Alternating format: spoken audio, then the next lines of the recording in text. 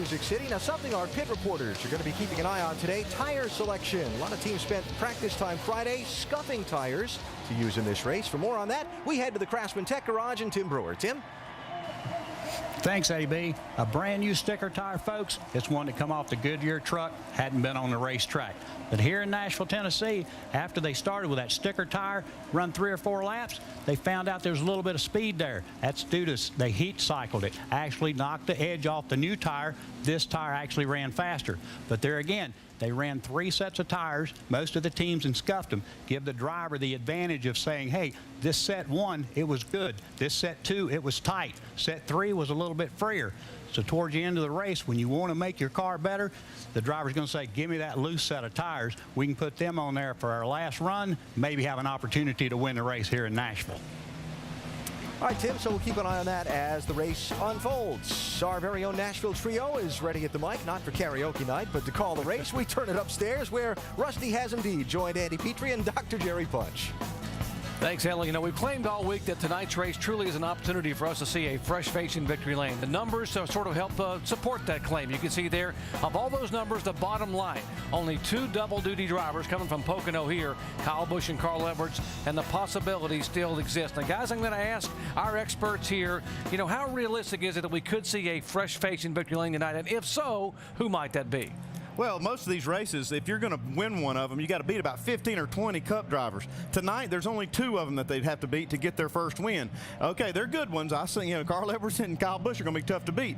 But it is possible for one of those guys to do it tonight. Brad Coleman's driving the 20 car. It won here in April. That's a good choice for me. And you know, he did guarantee a win in these 8 races in the Gibbs car. Well, I know I'm supposed to be non-partial. There's no doubt about that. But I got to pick one of my own guys. I think Brendan or Steven are due. I really do. I think it could be tonight for them. You know, we are in the unofficial capital of country music, you know, and some of the greatest songwriters have lived in this area for many, many years. So I'm going to put you guys on the spot. I want you to make up the title of a country music song that best describes what you think we're going to see here tonight. Now, who wants to go first? Andy, you go first. Okay, I'll go first. I'm not going to make one up because Johnny Cash already has a couple good ones.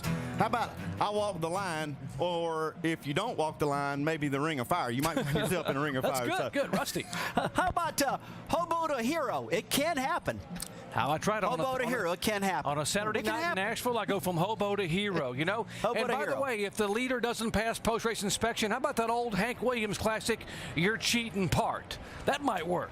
All right, enough levity, or maybe not enough levity from the booth. Let's go trackside for the command. And now for the words you've all been waiting for, please welcome the Federated Auto Parts Outstanding Vendor of the Year from Standard Motor Products, Mr. Bill Collins. Gentlemen, start your engines. All right, fire up. Danny, it's Bruce. You got a copy? Yeah. Any fans on, Jared? No. Got 10-4. Good, keep them on now. All right, we're running. Time. Yeah, we're going up that hill. It's pretty safe on the mountain. 4. Yeah, I was just trying to check my steering. Cars getting set to roll off the pit road here in Nashville Super Speedway. Well, Nashville will always hold a special place in the heart and soul of tonight's in-race reporter. He won his very first race here in June of 2004. And when we return, we'll ask Jason Leffler if he's got what it takes to get back to victory lane here in Nashville, Tennessee tonight.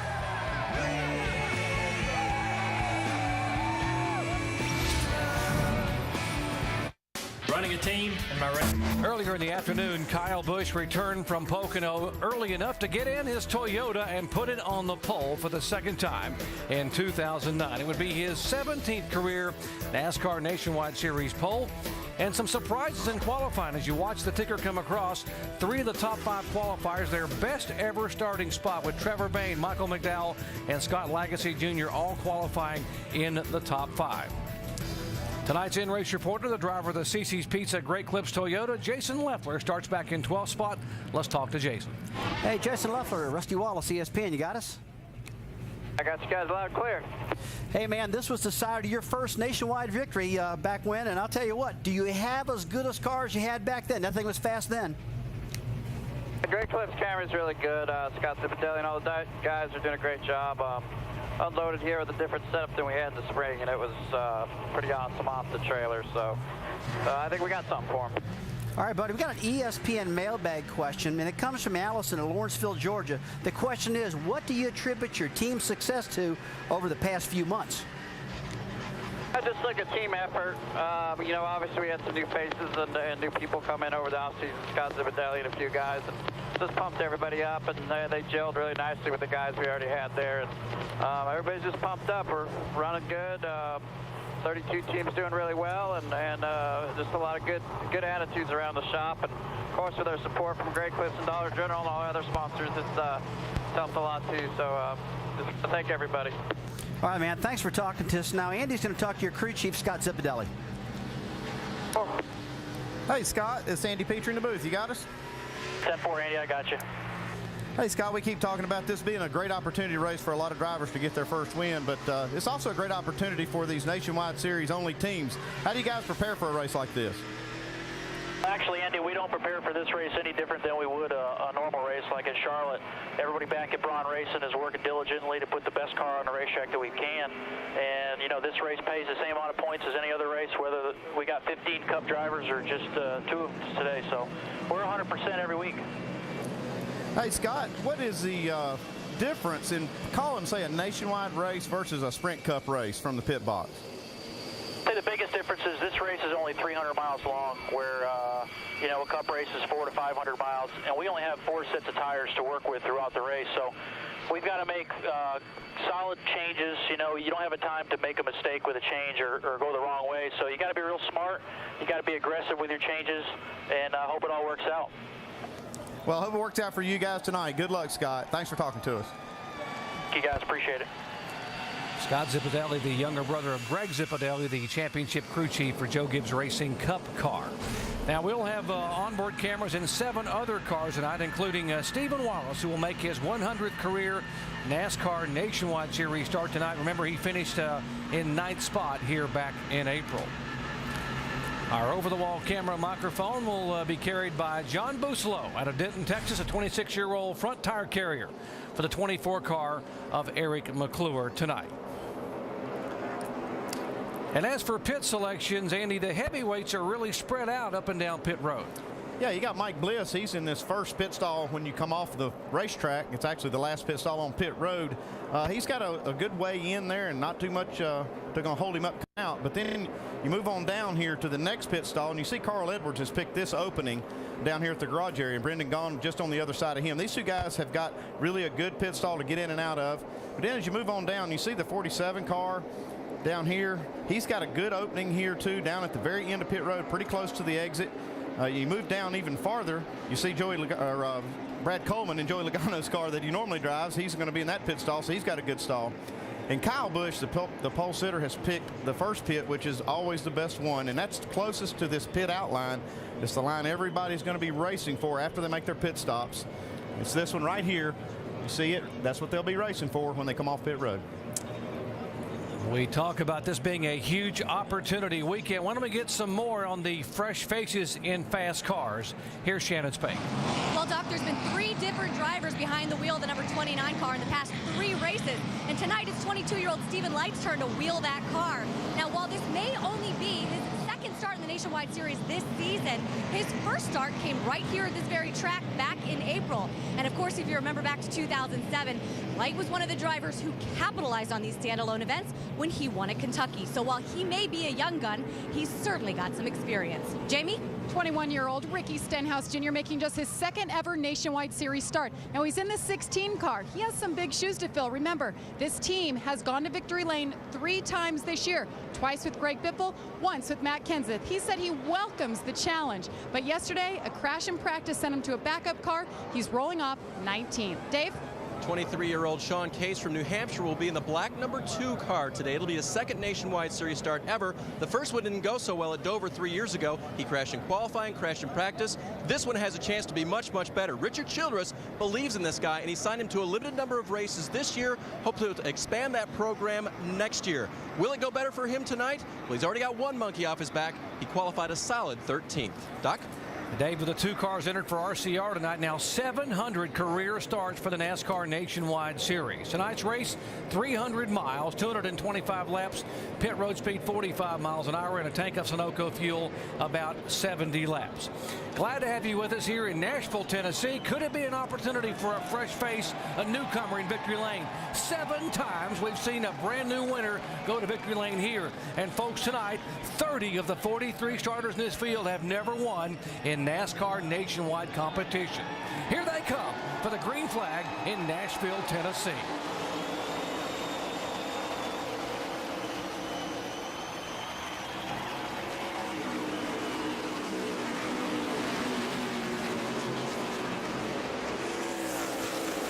Kyle Busch leads them down the back straightaway out of turn 2. Michael McDowell, who led 9 laps here back in April, his 2nd spot.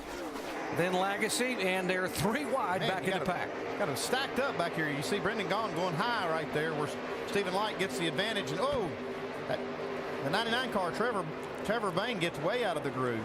Well, okay, early right now in the going, guys, it's real slick out there, and they're trying to get the air pressures up, trying to get the air temperatures up right now, and just trying to fight for position, getting that bottom lane. That's the most important thing right now. Scott Legacy able to get by Michael McDowell. These 2 guys got together at Dover, and Legacy got the short end of it. Now he's able to take the spot away, so McDowell back to 3rd. And here is Carl Edwards, who is hungry for that first win in 2009. Yeah, Carl gets a good run off of turn 4 now on the inside of McDowell.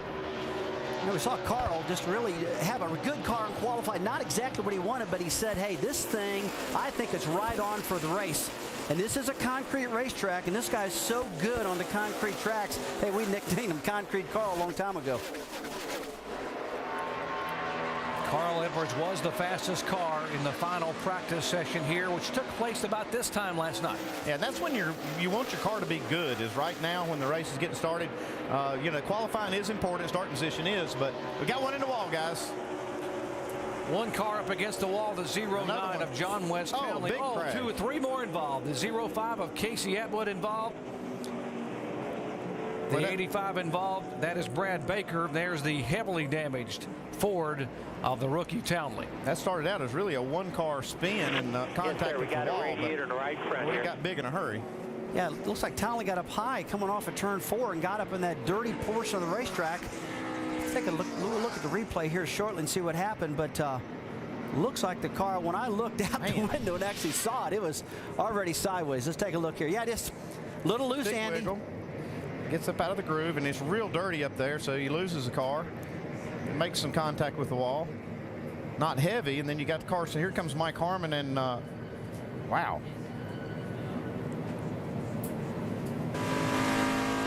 Riding with Stephen Wallace right here. Outside. Just going down the front straightaway. Still there. Outside. Still there. Outside quarter.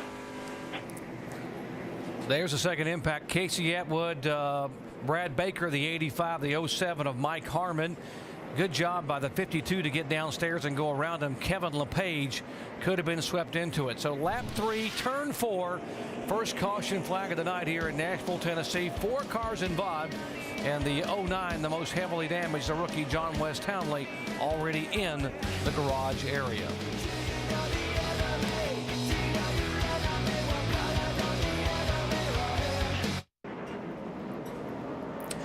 The NASCAR Nationwide Series at Nashville, coverage presented by Pennzoil under a quick caution just 3 laps into the race when what started with 1 became a 4-car pileup in turn 4. While they clean up, our look at our J-Ski news and notes. NASCAR has countersued Jeremy Mayfield, filing a lawsuit Friday saying Mayfield, among other things, violated his contract with NASCAR by racing while using a combination of substances in violation of NASCAR policy.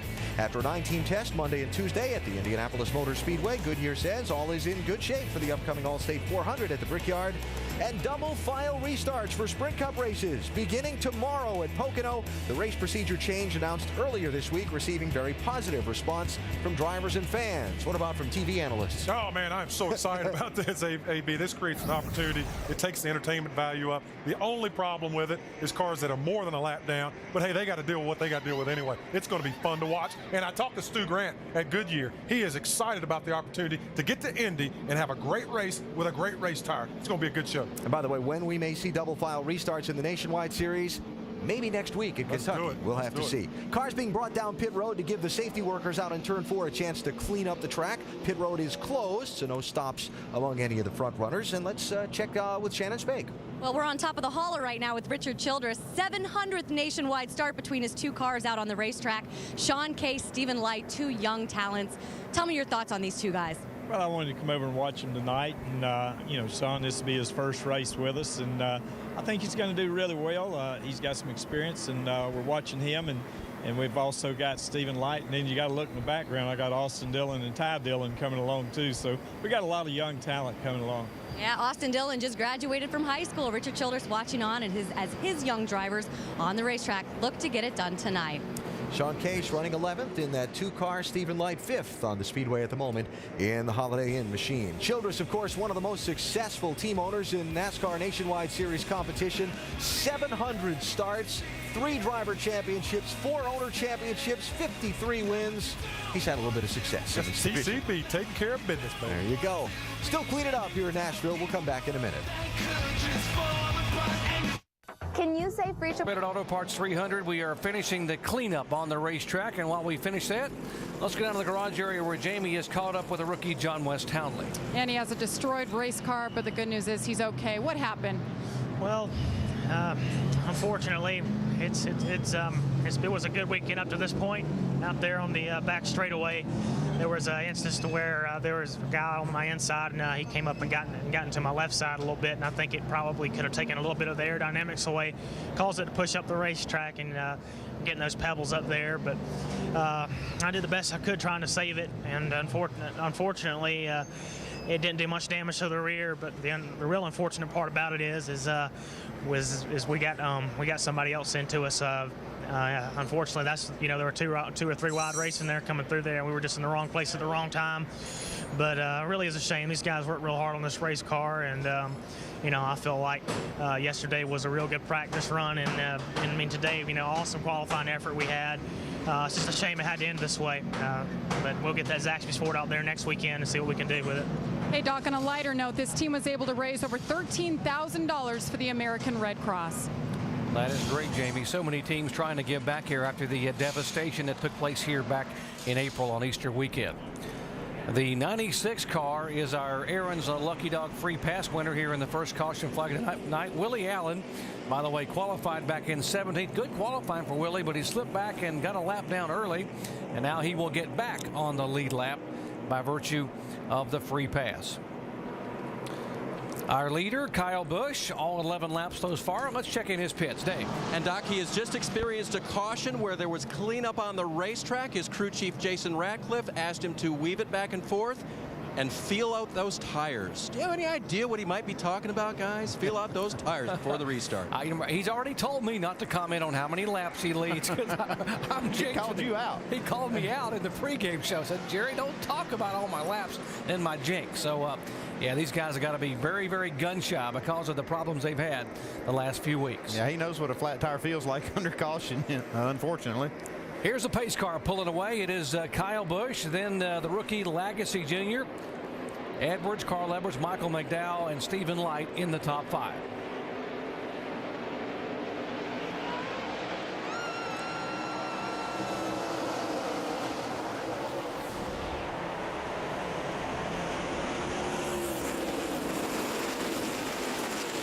Single file back to about 7th or 8th spot. There's Brad Coleman on the 20 car, and the 62 on the outside of him, Brendan Gaughan. I tell you, that was a good job on Brad Coleman's part, ducking to the inside and getting past Brendan. Looks like Brendan's trying to hold tough on the outside, though, not giving it up yet. Here's a pretty good battle. 47 of McDowell under attack from Stephen Light. That is for 4th position. Yeah, right. Mike Bliss, you can see his car gets loose, has to get out of the throttle, loses a spot to Brad Keselowski. You know, right on the start of these races, Andy, it's got to be really tough before these guys can get that pressure up. It seems like they just don't have any grip right off the bat. They're really taking it easy and pedaling those things, so to speak.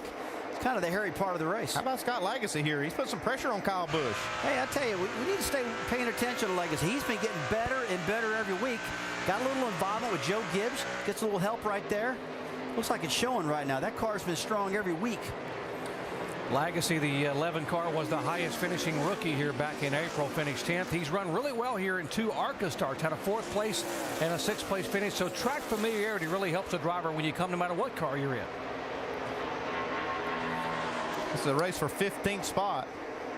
Here comes Justin Allgaier on the outside of Trevor Bayne. Bernie Lamar trying to work the outside. Saw Trevor Bayne the first lap of the race, guys, come off of turn 4, get really loose and lost about 10 positions. And I don't know if that car was just way loose at the beginning of that race, or it needs some more time or a pit stop or what, but it looked pretty evil. We just joined our coverage. Trevor Bayne in the 99 car, the 18-year-old, making only his 2nd ever start in the series, qualified on the outside of the front row, has now slipped back, driving the Michael Waltrip Racing Toyota to now the 16th position, but impressed a lot of people here today. Yeah, and he pretty impressive. He didn't crash on that first lap when he got way out of shape. Jamie, you got more on the 99? Hey, you guys called it. Loose is the condition, and Trevor came over the radio on the first couple of laps and said, I'm just not used to the way this feels. I'm not used to this kind of car. He said, I guess I got to just sit back and just kind of wait it out and let the car come to me. So he's just learning as he goes, guys. Yeah, you just have to experience those things. You just don't know it. I mean, without starting one of these races and knowing what it's like, it's kind of hard to know. 5th position, last week's winner of the 88 car, and the guy who won his very first race here a year ago, Brad Keselowski. And he will slip on the inside of Stephen Light. And 2nd spot now goes to Carl Edwards. And now Carl will set his sights on trying to reel in Kyle Busch. Yeah, right after qualifying, Carl had a lot of confidence in this car. Was telling everybody, hey, the thing's got the feel I need. And I think I got a great car that can win tonight. And we talked earlier about how good he is in the concrete. I'm not going to go there no more. He just really loves this type of surface. Well, I was down in the garage area yesterday, and they were changing a lot of springs and trying some different setups because Carl said they just haven't been quite good enough to win these races. Is that what you're hearing down there, Shannon? Well, right now, Carl Edwards just saying he's a little bit free, but when you were watching him inside the garage, Andy, that was all Dan Stillman's notes. This is actually the first race that Stillman's been at that he's been able to use his notes. Of course, all the other races were Drew Blickensurfer's notes, and this car right here has not been on this track since the last Nashville race, and Carl Edwards is pretty confident, just a little free. Dave? Shannon, in front of him in the lead, Kyle Busch seems a little bit vulnerable right now. Scott Lagasse was pressuring him just a little bit earlier. Kyle's radioed to his crew now. Turns 1 and 2, I'm good. Turns 3 and 4, I'm just a little bit tight. And he started asking about the line this 60 car was running, just to see if there was something he could pick up on how quick Carl Edwards was going. You know, one thing I think it's really helped Carl on these races that are away from the Cup races where they got to travel so far. Usually they have backup drivers. I mean, Carl was able to do almost all this practice himself, get this car the way he wants it, and that builds a lot of confidence when he can do that. Kyle Busch is a 3-time winner this year. Carl Edwards has not won in 2009. They began the day just 40 points apart, 1st and 2nd in the championship hunt. So it is Kyle, Carl, Lagasse, Keselowski, and Light in the top 5. Back in Nashville, Tennessee, under caution for the 2nd time tonight here. Another rookie, Michael Annette, the Des Moines, Iowa driver, and his Germain Racing Toyota spins around and has contact with the concrete. Lap 23. And he is the only car on pit road, although pit road is open. Most of the leaders opting to stay on the racetrack. Still way too early to come on. And we've had 2 rookies in trouble, bringing out 2 yellow flags.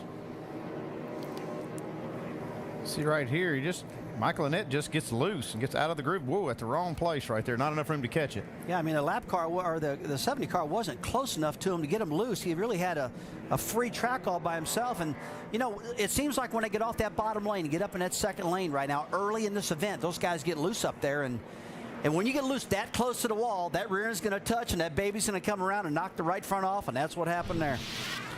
62 in Brendan Gaughan also. There's Jason Leffler. He was the highest running car to come on pit road in 15th spot. Dave. They were really, really tight, Doc. Driver saying as he now leaves pit road, do something. I feel like I'm on 6 cylinders. This car's plowing so bad. They changed 4 tires, made an air pressure adjustment for Jason. Also has some steering issues right now. Our in-race reporter, the steering feels stiff to him. Thinks the steering box or maybe the pump might be at issue here, but so far it still works. So we had 20 cars actually stay on the racetrack, including the top 15 who were the leaders going by. Then Leffler came down. He was running in 16th position. He led a group down pit road. He and Brendan Gaughan and others to make some adjustments on the cars.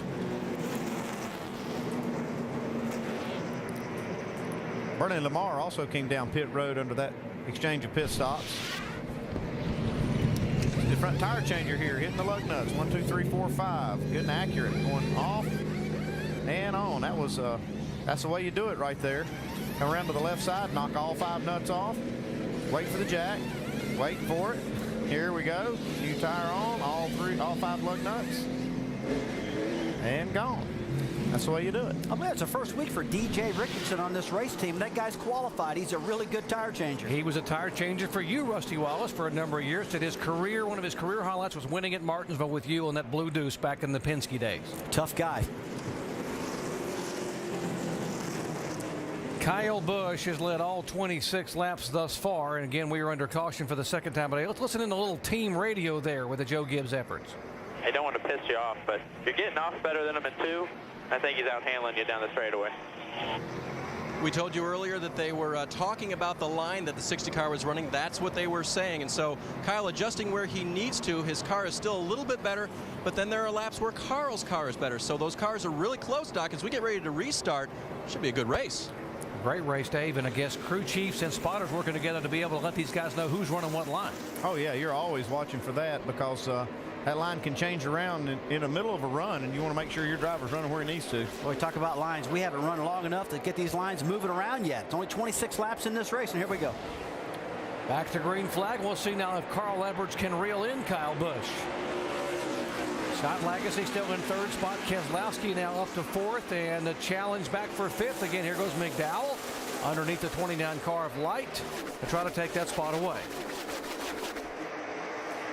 See what I've been seeing, guys, early in these restarts. That 20 car, I mean, he has been really aggressive.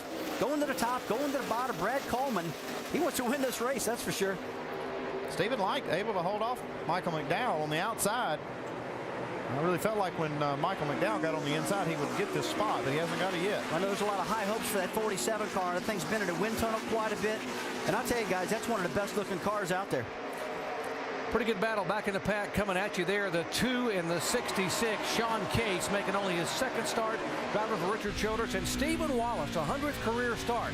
Former pole sitter here. Stephen had a great run here back in April. He really likes this racetrack a lot, Jerry. They've worked on this car very hard. I mean, the whole team was wanting their first victory. And, you know, this is an opportunity race. And all these guys are thinking the same thing. Wallace makes the pass. Now Cale Gale in the 33 car. That's the Kevin Harvick and Delana Harvick owned car. Only race he will run all year. How hungry would this young man be to get that car to victory lane? He's racing like this is his last race. It might be this year. So he's going to do all he can. I tell you what, Kevin Harvick, that's a pretty good owner right there. If he does a good job, Kevin and Delana might let him stay in it for a couple more races.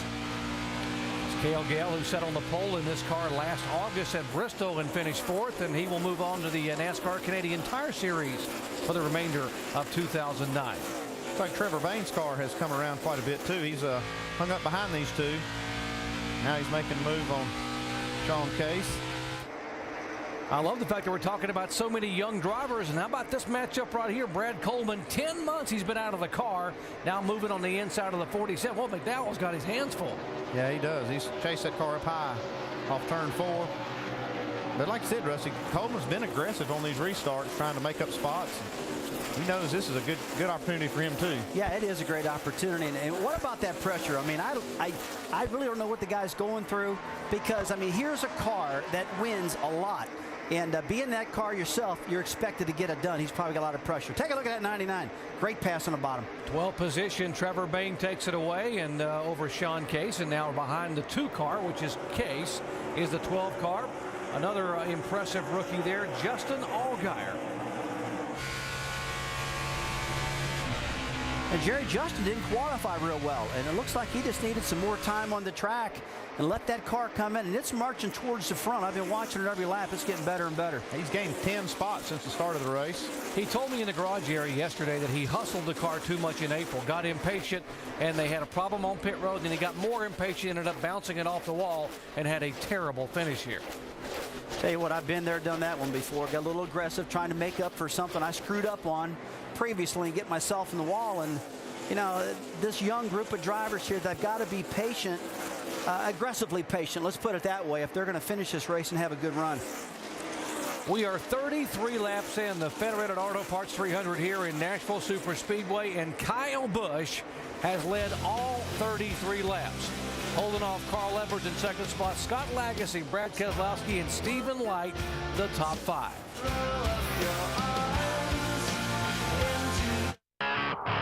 Busch led all of the laps so far, 40 of them complete. Right now, there you see the gap from Kyle back to second place, Carl Edwards. Been talking about a lot of different faces in different places in tonight's race. Let's get up to speed with Nationwide Insurance, starting with Shannon. Well, there's Stephen Light in the 29 car. It is only his second Nationwide Series start this season. I spoke to him right before he climbed in the car. He said he felt great. He said it took him a very short time to get up to speed in practice, a lot shorter than it did when he was here in April. He's working with crew chief Doug Randolph for the first time. He's also working with spotter Mike Dillon, who of course is Clint Boyer's spotter. Right now, the car is just a little tight. Dave? Brad Coleman trying to chase that car down to get by him. That's that yellow number 20 here. Brad in the car that won here back in April, driving for Joe Gibbs Racing. In practice yesterday, he was asked to sit up on top of the hauler for a little while by crew chief Dave Rogers and think about his part, the driving part, because he was worrying too much about setup. Rogers says, that's my job. He worried about it overnight, made some changes, and now they're in their rightful places. Jamie? Trevor Bayne started second, slipped way back to about 18th position. Said the car was just way too loose, but he's being patient. Said as the track temperature comes down, the car is coming to him. He's happy, and he says he's learning as he goes. Behind him, Cale Gale in the 33. We touched on him a little bit, sitting 13th right now. His only start in the car this year for Kevin Harvick Incorporated. This is a kid who's worked for this company for years now. Delana and Kevin Harvick would want nothing more than to get sponsorship to keep this kid in the car, but sponsorship is the issue. So right now, he's driving for a job. And Sean Case in the 2 car, guys. You can imagine Clint Boyer's at home or at the track in Pocono watching, going, man, that's the car I won with. So Sean Case making his first start for Richard Childress, and he told me today it's just a thrill of a lifetime to be here at the racetrack. He's trying to stay calm. Spotter is talking to him a lot, guys, giving him a heads up, trying to tell him what the best line is around this track. Alan? All right, Jamie, thanks. So some stories on some of the different faces in different places in tonight's race, and we take a look at our Holiday Inn Express race summary. 2 caution flags so far in the race. Only one race leader. That's Kyle Busch. Imagine that. Put it in Nashville terms. Second verse, same as the first, or same old song and dance. I'll tell you, and he is tinkering around. He doesn't quite feel that race car is perfect either. That's what's scary, and he is absolutely checked out on the field. Hopefully Carl Edwards can get that race car underfoot and run him down and give us a race. 9 cars out of the race at this point. And there we go with 45 of 225 laps complete in the event. Expect pit stops from the leaders if we should see the caution flag. Right now, Brad Keselowski trying to back up his Dover win a week ago by holding on to 3rd position. Remember, he took this race 1 year ago. Can he catch the top 2? No surprise, the top 2 in the championship. Carl Edwards running second, 2 seconds behind Kyle Busch, the man so far in Music City. Our leader here at the NASCAR Nationwide Series at Nashville, presented by Pennzoil. He has led all 51 laps thus far. Great battles all around this 1.3-mile concrete oval. There's a 66 car. That is Stephen Wallace continuing to march. He's now in 6th spot, gone by Stephen Light. Behind him, the 29 car. That is Jason Leffler. Remember, Leffler, one of the cars that came on pit road and made a tire change, and he has now moved all the way back up to 10th position. They said his car was very tight, and they came in and made a big adjustment on it, put tires on it, and it's really paying off. He's moving up quick. You got more on the 38, Dave? Yeah, he said it's 10 times better as he now gets pressure from Stephen Light on the outside. And here comes McDowell right behind him, but 10 times better. The problem is, as he gets a little wiggle there, he says it's not even close to what we had yesterday in practice. So they're still fighting it, even though he's made up position since that restart. About caught himself in a little jam right there. Ooh, they run out of real estate real quick. They start stacking up. Those guys did a good job, didn't they, getting out of the throttle?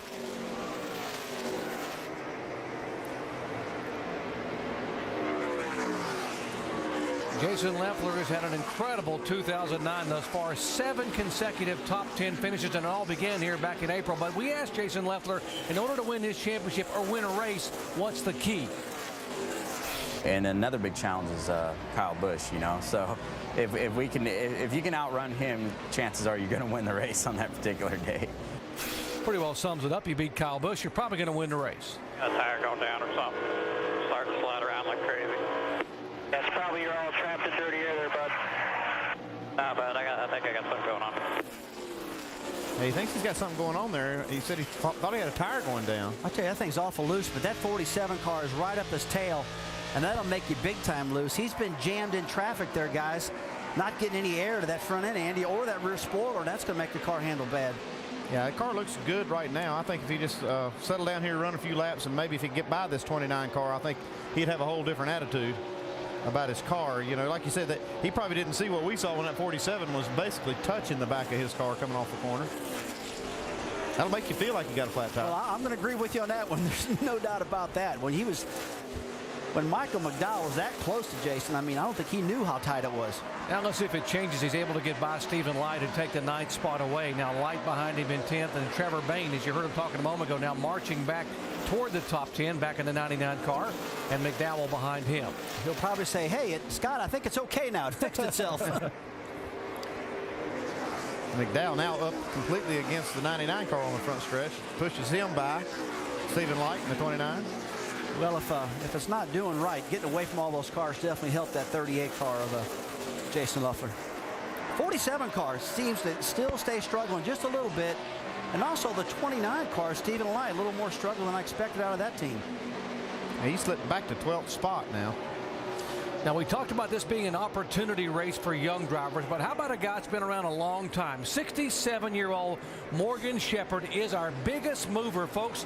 He has now gained 20 positions from the start of the race all the way up to 23rd spot. And there's Morgan driving in his Chevy. Now, Jerry, he's just not getting lucky here. I'm watching his lap times, and Morgan's doing pretty doggone good out there. I mean, it's a good-looking car. I mean, the body on it looks good. Looks like it's running down the straightaways, and I'm pretty impressed with what I'm seeing right now. Andy, he's not out here just to make a race. He's out here to race the race. Oh, that's all he's ever known. His 13th place finish at Las Vegas early in the year. He just loves racing, and he's doing a good job tonight. This is an opportunity for old guys, too, huh? Absolutely. 67 years of age, 250-plus starts, and 15 wins for Morgan Shepherd. Well, leaders should be moving in on pit stops here pretty soon, as the top 9-8 cars have not been on pit road as of yet.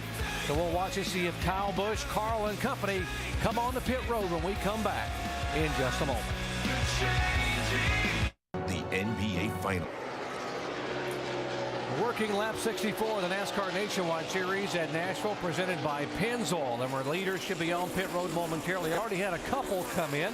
The 27 car of Jason Keller had a flat right front tire. He pitted on lap 61. Brad Coleman has been on and off pit road. There's Bobby Hamilton Jr. in the 81 car coming in for 4 tires. Of course, Bobby lives in nearby Mount Juliet, Tennessee, one of the local favorites here. As he leaves, we'll mention that Scott Wimmer has been on and off pit road in the 40 car, and we're still waiting for Kyle Busch and Carl Edwards and Brad Keselowski, the front 5, to be able to come on the pit road. And Andy, it shouldn't be long. No, it should be the next 3 or 4 laps. You'll see all of the leaders come in. I think when they saw that tire going down on Jason Keller's car, like I said, it makes people a little bit nervous. If they feel something funny, they're probably going to come on in. You see the 99 car now on pit road, Trevor Bayne. 99 right side of your screen. That is Trevor Bayne. And he's coming down 45 miles an hour headed toward you. Jamie? And first pit stop with this team, Trevor Bayne started second. Remember, the car started coming to him as the track went down, the cooled down. He's going to take 4 tires and fuel for the 99. Doc? Making only his 2nd career start in the series, and been very impressive here. Even more impressive when he held on to a loose race car in lap 1 and kept it out of the wall. Here comes a 29 down pit road. That would be Stephen Light. Shannon. Mike Dillon calling Stephen Light into his pit box, letting him know when to stop. This car needs a lot of work. Stephen Light is not happy with it. You saw that wrench in the back window. That is a chassis adjustment. 4 tires, he said it is very tight. He's been battling that condition since the green flag. And Ricky Stenhouse Jr. in the 16, remember, had some big shoes to fill, but he was ready for it tonight. Been struggling with his race car throughout the night. He slipped back quite a few positions, started 19th. We have a spin, Doc. Sean Case has spun trying to get on the pit road, and he will get the car turned around. We will stay green because it's on pit road as the leader now is in, Kyle Busch, to get his 4 tires. You see Kyle Busch getting 4 tires, and he almost did the same thing. He got loose there, Dave. Yep, they're going to help the exit of the corner with a wedge adjustment. They also made an air pressure adjustment for Kyle as well, and he's off pit road. Dave, Carl Edwards in that 60 car says the car is perfect in 1 and 2. He says it's just a little bit tight in 3 and 4. He told his crew chief Dan Stillman, do not affect the balance, air pressure, and 4 tires for Carl Edwards. Edwards leaving, Michael McDowell coming in, as is the 33 car of Cale Gale. These are cycles of leaders' pit stops. Here is McDowell. Dave. Here's the race car that has been tight. The orange car gets a wedge adjustment in the rear window, or maybe a track bar, guys. Looks like it goes down there in the back, so they will try to raise that track bar and make that a little bit better. Air pressure adjustment as well for McDowell. Remember, very good here in the spring. Very good car here again tonight for the 47 team. 33 comes out behind him. By the way, a penalty too fast on exit for the 11 car, Scott Lagasse. That will be a pass-through penalty and a costly one for the driver who was running in the top 5. Here's Stephen Wallace in. Dave. Stephen Wallace doesn't want any adjustments to this race car. It's been running pretty well for him. He's moved his way steadily into the top 10. They will change 4 tires, take on a full load of Sunoco fuel, and make their way back up. But it's nice when you can say no adjustments, and he leaves. Shannon. Dave, Mike Bliss was so happy with his car in qualifying. That one car you see right there on your screen. He said, boys, I'm ready to go win another one. Right now the car is a little bit tight. They are going to make an air pressure adjustment, and Mike Bliss is out of his pit box. Tremendous amount of confidence from Mike Bliss and the entire James Finch team, given what's happened to them the last few weeks. Not only the win, but how well they have run with this one car, as well as their Cup entry, picking up that big win at Talladega with Brad Keselowski driving the Cup car. Brad Keselowski in the 88 car, and he is our leader. He should be coming on the pit road here this time by. He's the last car that of the leaders that did not pit at lap 25. And these other cars like Jason Leffler, he's going to have 25 extra laps that he can run before he has to make a stop. So these cars are going to be kind of vulnerable to that because they didn't make their pit stop under caution. You got that right. That would make me really nervous if I knew that I'm out there and I got to pit and I'm a lap down now. And guys that pitted earlier into that caution are looking pretty good right now. If the caution comes out, they'll get them all a lap down. Dave? Brad said he needs to start out his runs a little bit looser, so they will take air out of the left rear tire and they will take on 4 tires. They'll also fill it full of Sunoco fuel. They'll hold the mayo until they get that full, and then they'll send Brad Keselowski back off pit road. It looks like a good stop, and he's gone. Last week's winner at Dover and last year's winner right here in Nashville, Tennessee, pulling back on the racetrack after going 72 laps on a tank of fuel. Well, with that cycle of pit stops, the guys that came in on lap 25 are up toward the front. Kenny Wallace was the leader. He has now come on the pit right now. Jason Leffler has gone by him as the leader. There is Jason. Talked about he is our in-race reporter tonight. Got his very first win at this racetrack back in 2004.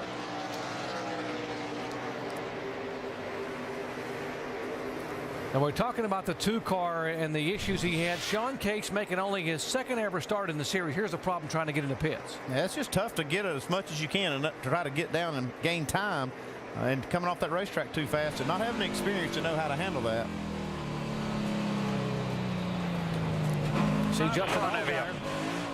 He thought the caution might come out and started to come down pit road and realized when he didn't, he pulled back up on the racetrack. Well, it cost him a ton of time. Oh, yeah, absolutely. I mean, it's probably the right move thinking the caution would come out. In fact, when we saw it, I thought it was going to come out, but the 2-car Sean Case got that thing refired, and because of that, 12-car lost a ton of time. Now, the top 8 cars on the racetrack right now pitted at lap 25, so they've got about 25 laps extra they can run on these guys that made their pit stops under green.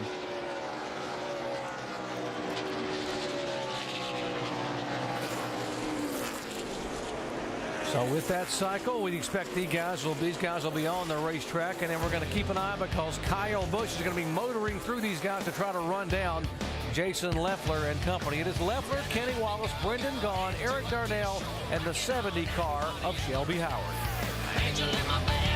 Remember when I got my name? In Nashville right now, different pit stop schedules ongoing. Jason Leffler is your race leader. Kyle Busch led the first 67 laps. Leffler and a bunch of guys pitted at lap 25. The leaders made green flag pit stops between laps 63 and 73. So what it's left us with is 9 cars on the lead lap, and that car, the 88 Brad Keselowski, in a very perilous position.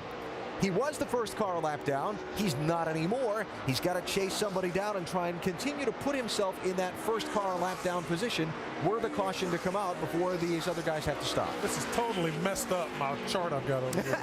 I'm all screwed up. But yeah, he's got a good opportunity. But as the race goes on and as laps wear on, he's going to get run down. He's going to be caught. They also have a chance to try and catch Jason Leffler and unlap himself the natural way, if you will, without the help of the free pass. We will see. And again, all that just if the caution were to come out. Now, Brad's brother Brian in the race. You see the logo on his car, that of the Detroit Red Wings. The Keselowskis from Michigan, and obviously big Red Wings fans. Well, Brian's had that logo on his car for nothing, basically, just to support his team playing in the Stanley Cup Finals. Well, that was taken note of, and Brian was the guest of the Detroit Red Wings up at Game 2 of the Stanley Cup Finals in Motor City last weekend, a game which, by the way, the Red Wings won, and got introduced, had video of his car shown on the Jumbotron. Oh, big deal. Cool. Good stuff, man. And Good stuff. being a hockey guy, I was hesitant to tell that story because my Bruins are not in the playoffs anymore. Yeah. So, Doc, that's pretty cool, huh? When your favorite sports team, you do something just to support them, and they say, hey, come on out. Yep. Yeah, he got a nice ovation at Joe Louis Arena last Sunday night when he was there, and everyone they showed his car on the Jumbotron and said, wow, how about a great Red Wings fan and racing here on ESPN and ABC each week in the NASCAR Nationwide Series. Good for Brian Keselowski.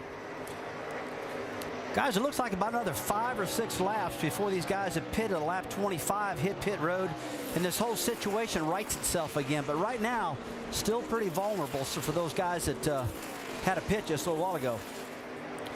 Possibly some issues arising on the 38 car. Dave? They're the ones we reported earlier on the steering, but they seem to be getting worse. Jason complaining, I think I'm losing power steering, and I'm not looking forward to that. They'll need to pit about lap 95. Tim Brewer in our Craftsman Tech Garage, is there anything that they can do on that pit stop to try to help the power steering?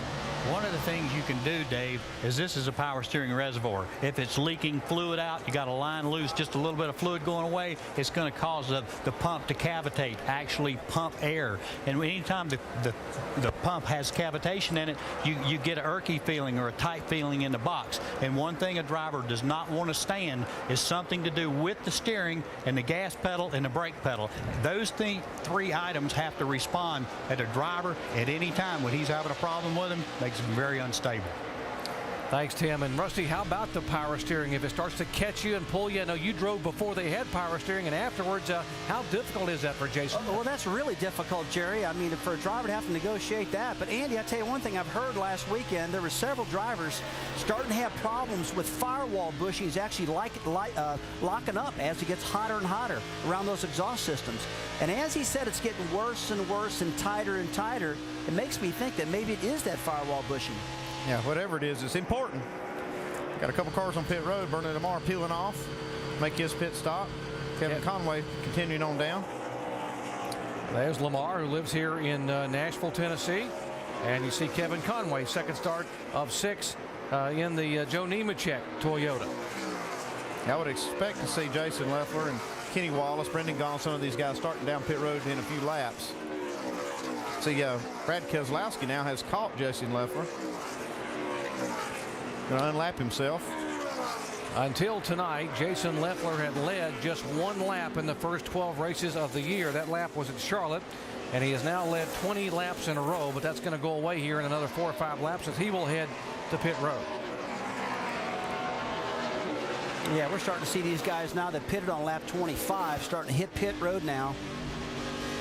Kind of onesie, twosies at a time, so to speak, and I think around lap 95 is when everything's going to happen. School bus, pit this time. Remember, keep your RPMs up as much as you can for your steering. Okay, there you go. Leffler was the first one that hit on 25, one of the first guys, and now he's coming down pit road the next time. So, Andy, I think a lot of them are going to follow.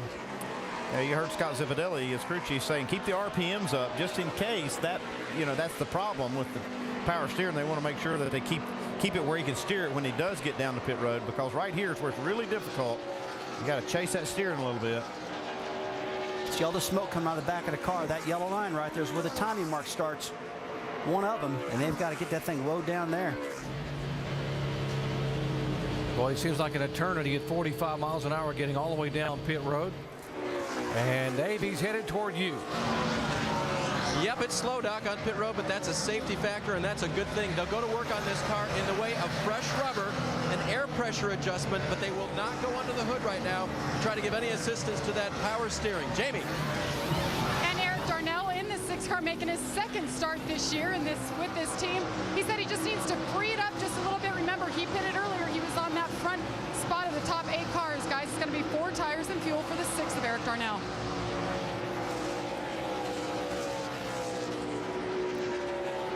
But Kyle Busch, while that's going on, guys, Kyle Busch is just setting sail, just trying to put these guys down all he possibly can.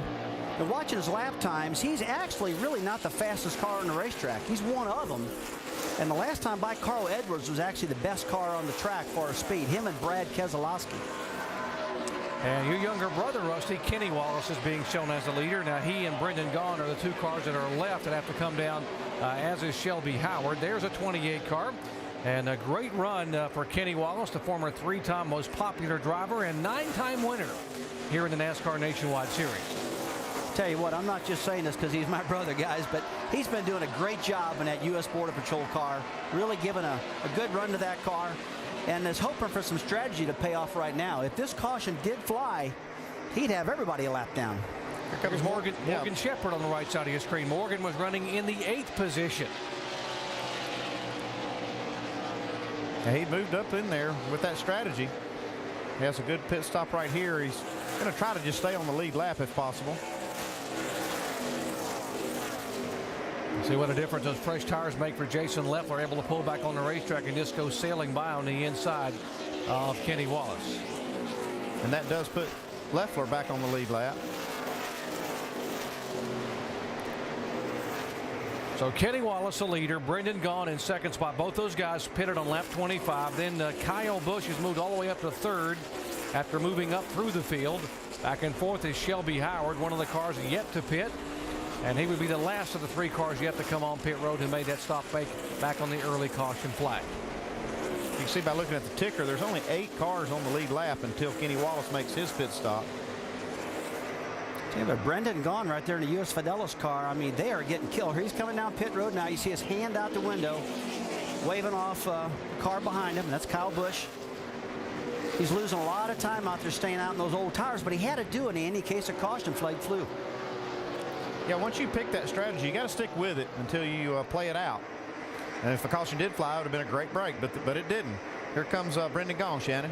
Brendan Gaughan described this car in 2 words, dog tight. It's been tight the entire race. You see those guys over the wall, they're going to take 4 tires. They did make a track bar adjustment on their first pit stop, which was on lap 25, but they just want to give Brendan Gaughan a little bit of relief in this 62 car.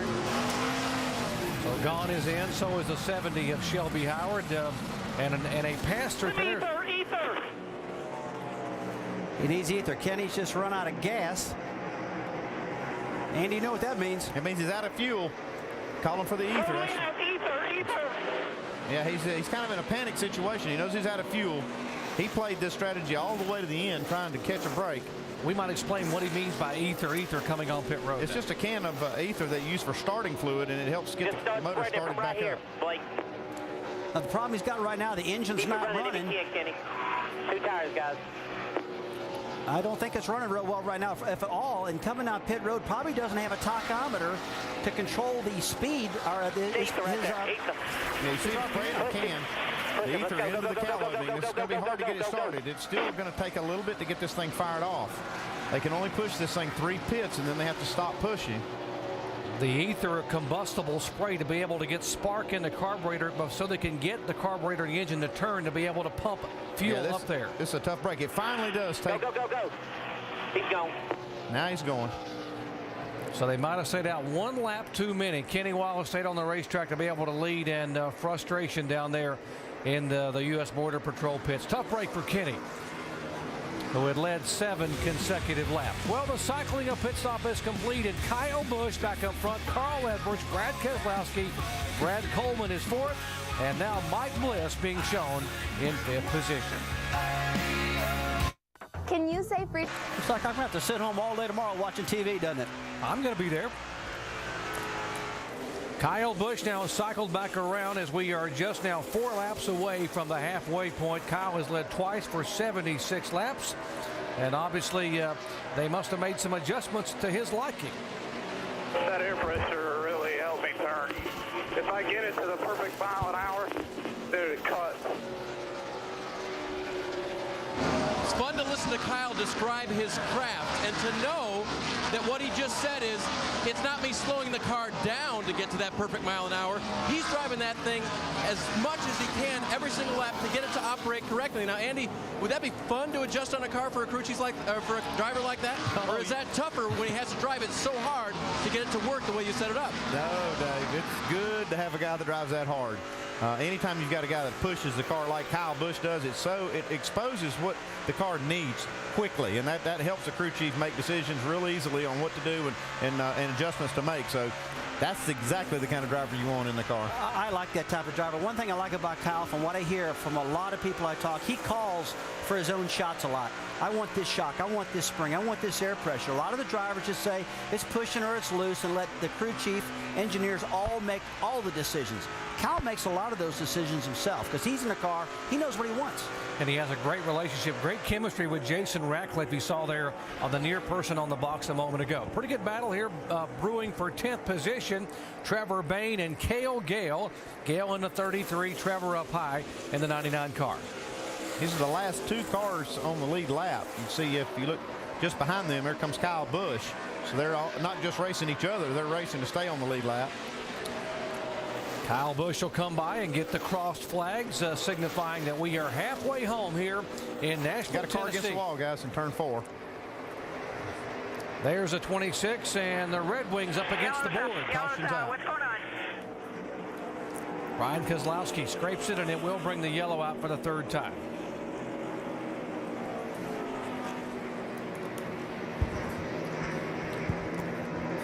So exactly at halfway, we are under yellow flag, and now we, crew chief, everyone came down and pitted. Well, these guys pitted back on 68, so got to believe they're going to be coming on for fresh rubber. Oh, yeah, they're going to come in for tires and make a few adjustments here and see if they can catch Kyle Busch. Get a little reset. Yeah, this basically can get everything back in order. I mean, there were so many haves and have-nots out there that this caution flag is one of the first ones we've had. Got to get everything straightened out. It's getting darker out there, too, guys. Track's cooling down a lot. Cars are getting tighter. How many times have I heard you say that they're going to come in and adjust, see if they can catch Kyle Busch? Yeah, I know. That's I'm sure a lot of guys getting frustrated at just how fast this 18 car's been. He's been very hard to beat. Well, Cale Gale and Trevor Bayne were loving this caution flag right now because they were close to getting lapped. I was really helped watching them out. Second place Brad Keselowski was actually running lap times very, very comparable to the 18, but he was 6 seconds back. This helps him close that gap. The 47 car, there's Michael McDowell, who qualified 3rd. He will get the Aaron's Lucky Dog free pass, so a good break for Michael, getting him back on the lead lap. That'll now put 12 cars on the lead lap. It is Busch, Keselowski, Edwards, Coleman, Bliss at top 5. Then Leffler, Stephen Wallace, Light, Keller, Gale, Bayne, and now McDowell. Those 12 cars on the lead lap as we work caution here for the 3rd time tonight. All the guys up on the wall ready to go. You see right here, Keselowski will try to close this gap just a little bit as they get to the entrance. Get you about an inch. Here they come down. Let's go down to our Toyo Tires triple pits. Shannon. Well, Doc, one thing you don't want to hear your driver say is we went the wrong way. That's exactly what Carl Edwards says. He says the car is just too loose, can't get back to the gas. They're going to go 1 round down on the left rear wedge. 4 tires for that 60 car. Dave. Second place Brad Keselowski will make some changes to that race car. Air pressure adjustment in that car just a little bit tight. Your leader car Busch will come down pit road. 4 tires for him. Another air pressure adjustment. Front tire carrier Brad Donaghy will slap a piece of tape on the front of that car as well because just a little, it's right on the edge of loose and tight. There goes the tape on the car. Well balanced for Kyle. He goes off 2nd. So, wow, a little strategy there for Jason Leffler, plus 5 spots. Gets right sides. He had some fresher lefts. And a piece of tape on Kyle Busch's car. That'll cost him a spot. Maybe it'll help his race car. We'll update what that will do with our experts when we come back in just a moment. When your engine... A special night that he will never forget. June 12, 2004. Kyle Busch looked to be the man, but suddenly runs out of gas and pulls it off in the grass. But how about a win? Oh, yeah, they somehow on fumes. Jason Leffler able to come down on the flat of the racetrack and pick up a memorable first career victory in the NASCAR Nationwide Series and gets that coveted Gibson guitar here in Nashville. He's our in-race reporter. He is our leader. Let's speak with Jason. Jason Leffler, Rusty Wallace, ESPN. You got us? Got you loud and clear, Rusty. Hey, buddy, we were hearing early that you're having some steering problems out there. Is that thing fixed itself? It's tough to steer. I mean, I wouldn't say I don't have power steering, but it's definitely not keeping up, and then especially when I get in traffic, you get the RPMs down and everything, the wheels just jerking out of my hand. So I'm having a hard time in traffic, but so we're just kind of running our own race here, but we should be all right.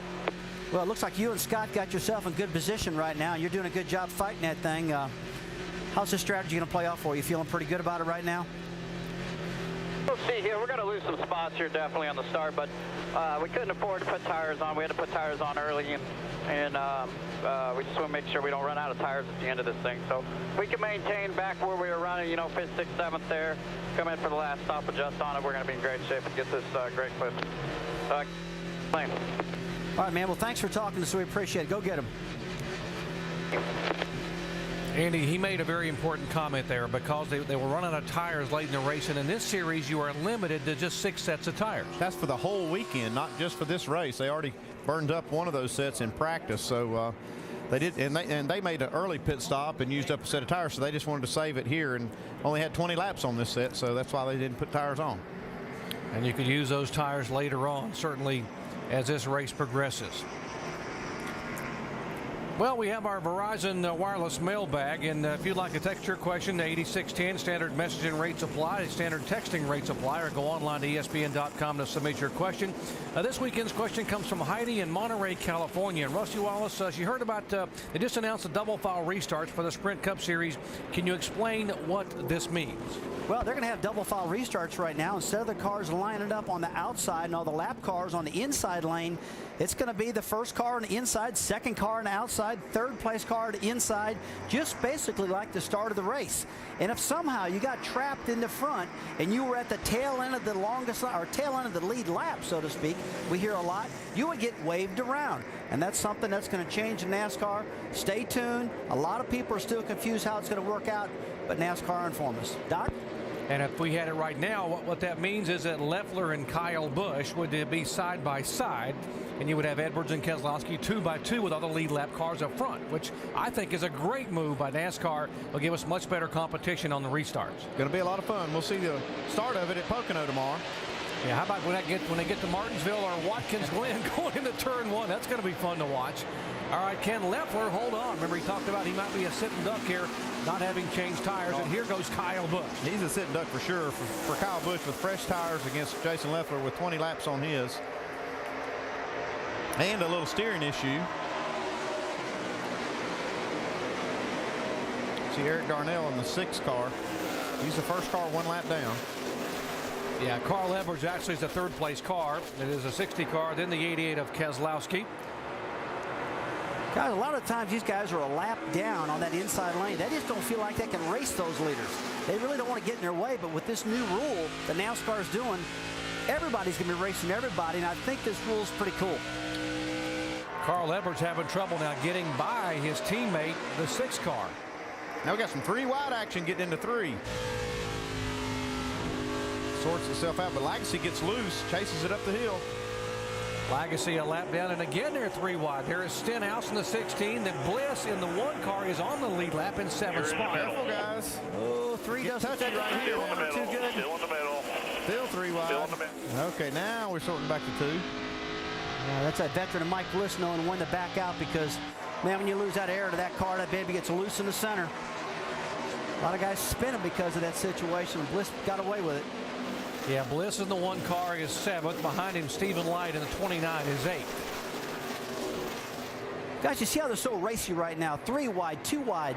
I got to believe, Andy, I know I'm harping on this new rule that NASCAR is doing, but I got to believe we're going to see a lot more of this style racing when that rule happens, because they can race everybody instead of staying away from the leaders. Yeah, that's the difference. We've got lap down cars racing in among the lead lap cars. You won't see that with the new restart rule because they'll all be racing the cars that are on their lap. Right now, there are just 12 cars on the lead lap. Whoa, trouble. Big crash off turn 4. Wreck behind you. Yellow is 4 or out. 5 cars Yellow involved at a Another turn big 4. fence over there. There's going to be debris everywhere. That was huge. Sean Case involved. The 99 of Trevor Bayne, the 27 of Keller.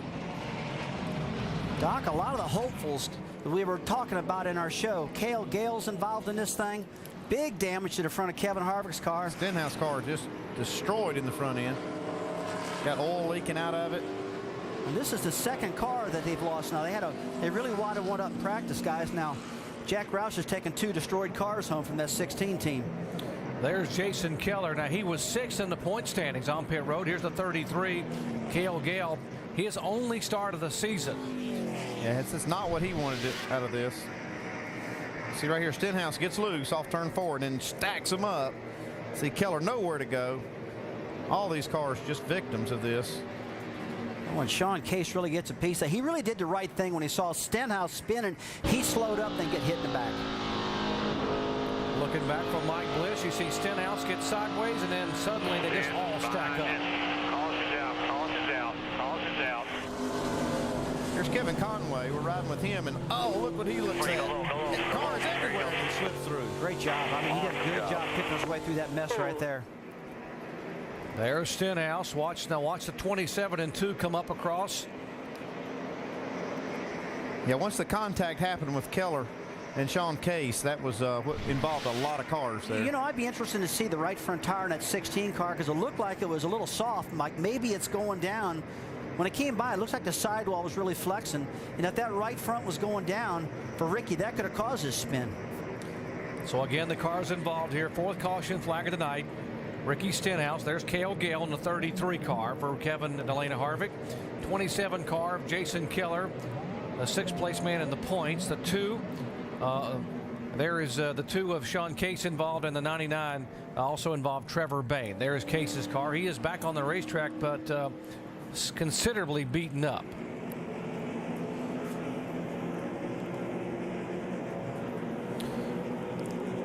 Five cars involved in an incident coming out of turn 4 on lap 124. Now Kevin Conway somehow gets through all this. They're spinning, they're sliding, and he threads the needle to get by.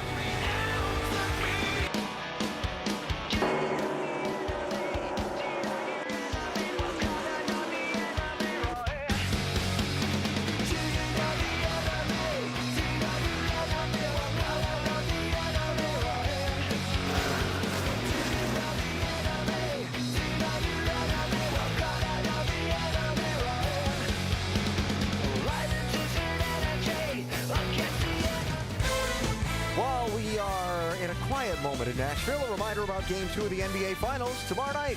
ABC, Dwight Howard and the Magic try and regroup after their Thursday night loss in Game 1. They will need to get past Kobe Bryant, who dropped 40 on them in Game 1. 40. The NBA Finals on ABC tomorrow, 8 Eastern. Coverage starting at 7:30 Eastern with GMC NBA Countdown. More information is at ESPN.com. It's quiet here in Nashville because NASCAR's put out the red flag to allow the cleanup crews a little freedom to work without the cars buzzing in and around. And there's a lot of oil to clean up around the speedway. You know, all I could think of, Brad, watching the replays of that accident was guys sitting up in Pocono in the Sprint Cup drivers motor coach lot. Some of them going, oh, and some of them going, oh, yeah. Let's see. Kevin Harvick owns that car. Yep, we had the car owned by Michael Waltrip involved, the 99. And then there was the car that Joe Nemechek owns, the 87, that somehow finds his way right through the middle. He needed some good luck, and he got a little break there. But just some of these guys are really upset. Ricky Stenhouse, this looks like that right front tire might have went down just a little bit. Just came out from under him. It's like he was on black ice and created a lot of melee here. You know, those little JTG Doherty car there, the 47. And another team owner. He's not at Pocono, but he's happy. So cars involved in the wreck: Stenhouse, Keller, Case, Trevor Bain, and also Cale Gale. We mentioned Keller. He is with Shannon. Alan, he considers this his home track. Baker Curb just about 30 minutes away. I know you guys were looking for a strong finish here tonight. What happened out there? We had a great car.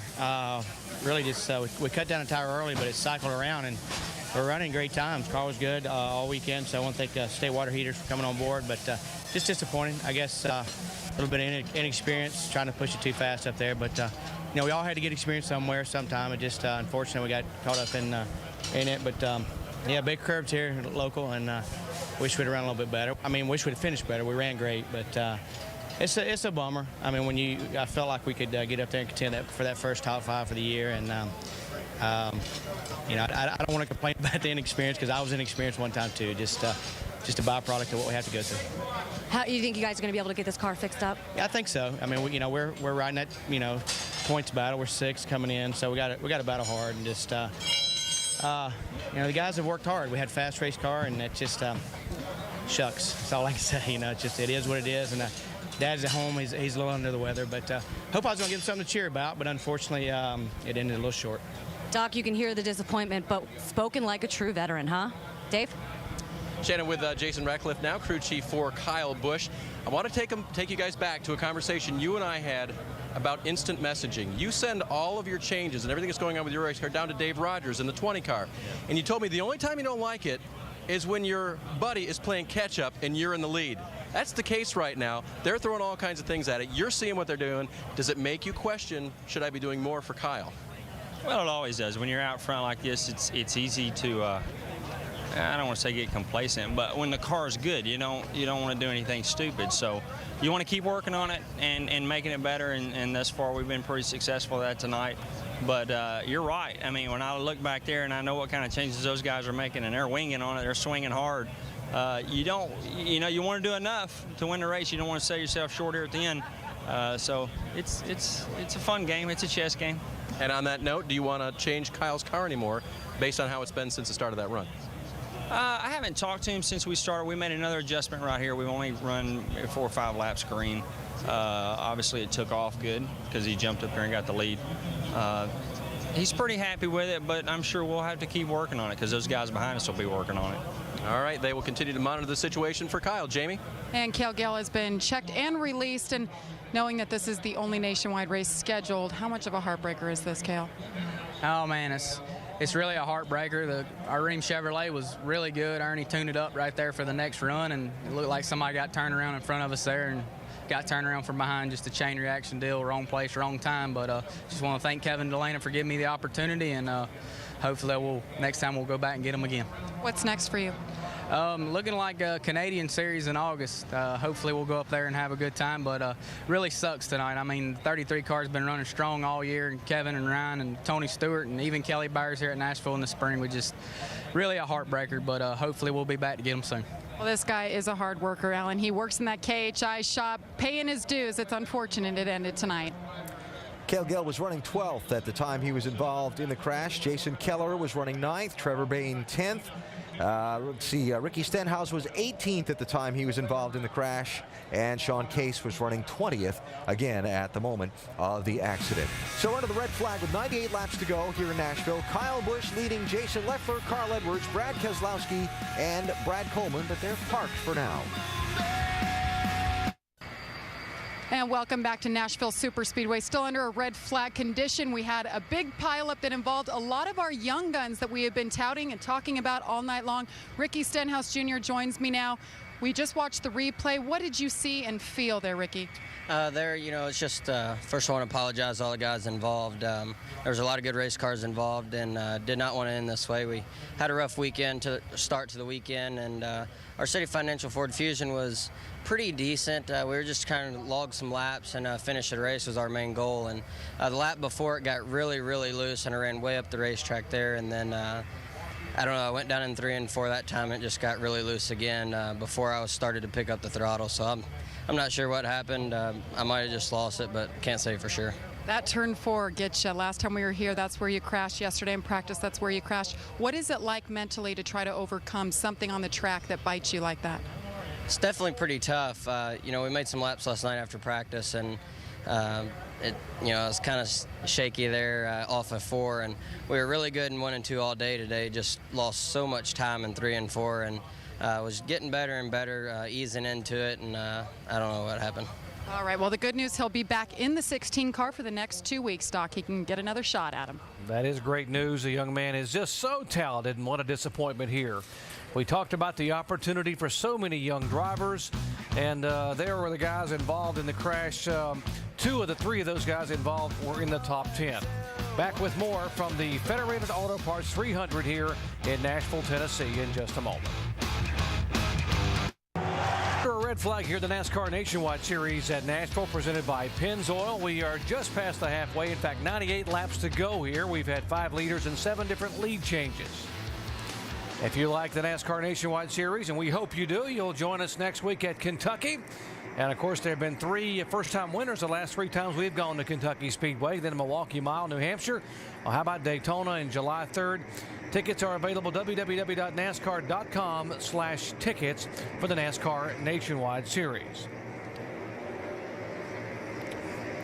Our in-race reporter, the 38 car, Jason Leffler, being shown in 2nd spot. And a moment ago, we heard this on his radio. Are your muscles all pumped up? Yeah, major arm pump up. That's cool. Hey, I can encourage you this way. You remember when Smoke won Sonoma with no power steering? You're definitely in better shape than he is. Yeah. I still find that hard to believe, but yeah. By Smoke, they're referring to Tony Stewart, and they're having some fun with their driver, Jason Leffler. Now, let's talk about the power steering issues they're having. Why don't we go down for a little more show and tell in our NASCAR Craftsman Tech Garage. Here's Tim Brewer. Thank you very much, Jerry. Hey, folks, when the guy's turning the steering wheel back here, Rusty's talking about the bearing that sets in the firewall. It's actually right here that the steering shaft comes down through. But if that bearing gets really dry, it might be just a little problem getting through it. But still yet, I'm betting it's the power steering fluid itself. Some guys use a remote reservoir, and it sits back in this area. But still yet, anytime the fluid returns in this area, it has to get back to a solid form before it goes out the bottom, or you get that pulsation in the steering wheel. If it was me, if I was Zeffirelli, I'd come in and overfill it because I think it's power steering level. Doc? Thank you, Tim. We appreciate that. We might mention some of the guys that have been on pit road here in a little early. The 2 and the 29, the 47 coming in, taking on tires. As the red flag is over, the cars are rolling, and when we come back, we'll wave the green flag. Kyle Busch, the leader. Leffler, Edwards, Keselowski, and Coleman, the top 5. Running a team. Pace car pulling away, and Kyle Busch will lead him down to the green flag here. It'll be 94 laps remaining in Nashville, Tennessee. Kyle Busch has led 3 times for 92 laps.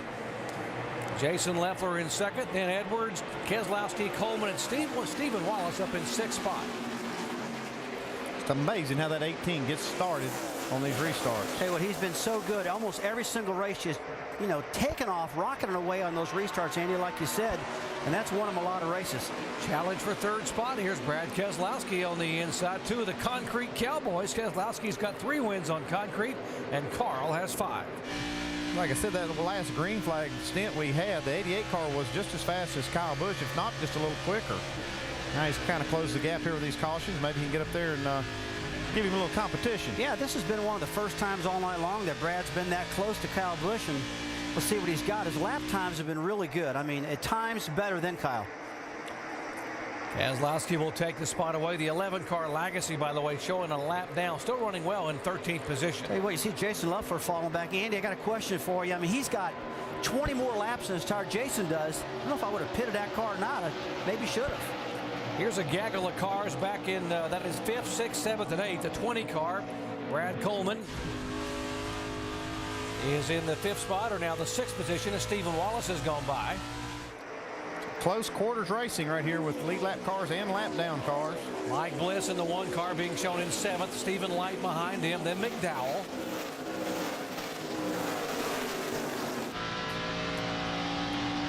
All these cars are on the lead lap now. See Brad Coleman making a move. Here goes Carl Edwards for that 3rd spot. He gets it. Bernie Lamar will try to follow Carl Bob Bernie, by the way, a lap down. So it is Edwards now moving into third, Leffler back in fourth spot, and Coleman still back in fifth.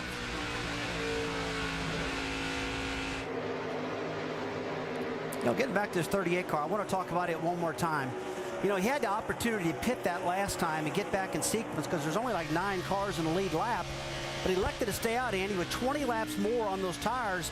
And to me, it looks like he's paying for it just a little bit now. He might pay for it a little bit right now, but they were trying to save that set of tires because they made an extra pit stop early that the other cars did not.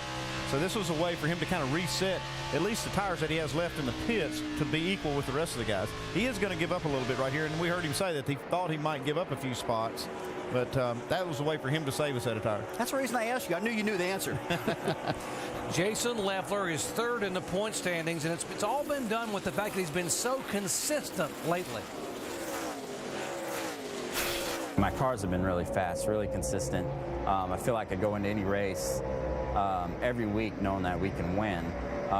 Where before I always thought we could win, but our consistency from week to week wasn't there, and now it is, and it's paying off with the top 5 and top 10 finishes for sure. He has had 7 consecutive top 10 finishes, and all those that actually started back here in April when he finished in 6th position. And you see there the last 10, he is by far the best average finish moving in. So they said if they could probably just hang with top 10 finishes, they got a shot to maybe be a factor in this championship down the stretch. Yeah, he's going to just try to stay in contention, and these guys have been so solid. I was talking to Zipadelli about it today, and they have had their chances to win, too. They've had themselves in position a couple of times. It didn't work out, but they have been in position to win a couple of races this year. 5th, 6th, and 7th on your screen. Brad Coleman getting back in the Joe Gibbs car after being out of the racing for 10 months. Then Stephen Wallace behind him, then Stephen Light. Let's update the 99 car back in the garage area. Jamie. Well, Doc, he was one of the young guns, started second, was running top 10, got caught up in that wreck. Now they replaced the trailing arm. Jerry Baxter, crew chief, underneath the car, working feverishly. They want to get back out. You see that window net is up, so hopefully Trevor Bayne will make it back out, guys. Very important to get him back out, Andy, just for the reason of getting him some lap time and some seat time. Oh, yeah, you just want to try to make laps. That's the only way you get better. Got some great racing right here with Stephen Wallace and Brad Coleman going at it right here. Oh, we got a little contact. And Stephen gathers it back in, keeps it out of the wall, and now Stephen Light will take advantage of Coleman having to jump in the brakes and take that spot away. It looks like Coleman got the short end of that deal. That's one of those deals where Stephen's coming up and he's passed him through the center, and that spotter's up there going, I think he's clear. I think, oh, maybe not. You're on your own. Okay, now you're clear. My bad. Didn't mean it. Stephen Wallace having the best run he has had this year. His best finish was 7th at Bristol, and he had a 9th place finish at Nashville here back in April. Now, Kyle Busch has about a 1.5 seconds advantage over Brad Keselowski. Let's give you some speeds here as they come by at the line and see actually who is fastest on the racetrack. It looks like Kyle Busch was the fastest that lap, but Carl Edwards was second quick. For a few laps, Brad Keselowski was actually the quickest car. They're all in free, clear traffic here, so what you see there is what really kind of what the situation is. We've seen all year long where that guy that's out front just got so much clean air gives you so much more downforce on the front of the car, on the back of the car. And he can just set sail and get away. But, you know, Andy, how much do you think this track is changing right now? Because it is getting much cooler out there. These guys did a lot of practicing during the day, a little practicing at night. You got to believe it's the coldest the track has been. Oh, yeah, it's just going to get quicker and quicker as you get down to the end of it. And that's why they have to make all these changes on pit road to keep up with that speed change. Look at the contact that's caused an issue there on the left front of the 20 car. You see some hard racing coming off turn 2. Now we're on the straightaway. Whoo, a little contact right there. And Stephen just about knows that thing in the wall if that had been just a little tougher tap there. Well, I taught him to keep that thing out of the wall like that. Give up maybe a little back steer. Don't give up, man. Still Stay in the there. throttle. Outside. Clear. That's how it went. Good, bud. Settle in, drive away. He hit him with a bottle of barbecue sauce. Oh, looks like the 20 car just glanced the wall a little bit just then, guys. Got close to it at least. Tell you, Brad Coleman's been doing a great job all night long, though. I mean, that's a fast car. We all know that, but he's been driving it real smart. Brad will be in that car for 8 races. Of course, and excited to get back in with Joe Gibbs Racing. Said he'll win one of these. He's made a promise, having a good run here tonight. Kyle Busch, the guy they're chasing, though, right now with 81 to go.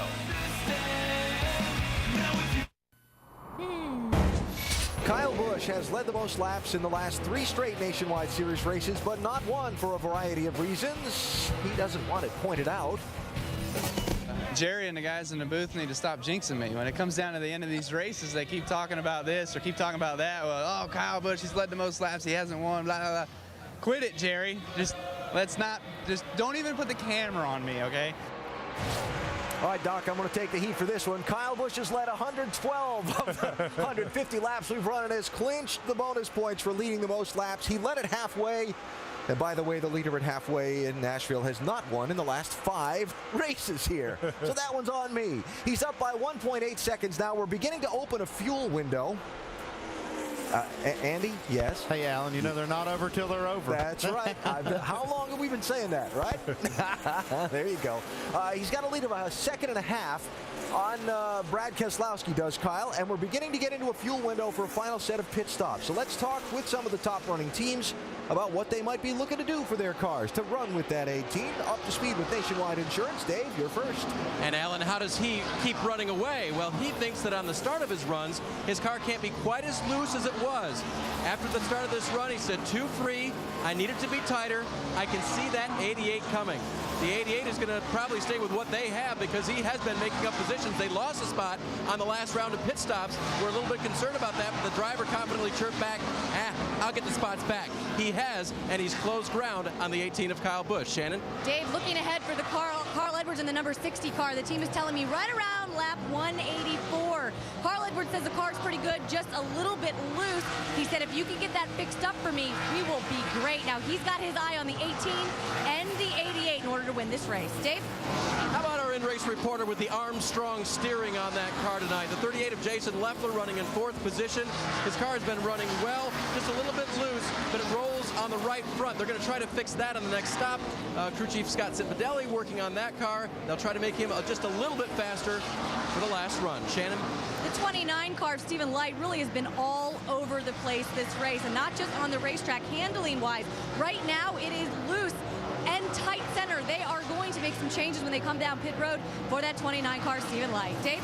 I talked to Stephen Wallace's crew chief, Dale Ferguson, during the red flag break there. He said, you know, we're really good. Stephen hasn't complained about the car at all, and we can run with just about anybody in the top 5. Maybe not the 18, but we're looking at hanging in there and Stephen to get some more spots, especially on the long run at the end of this race. Shannon?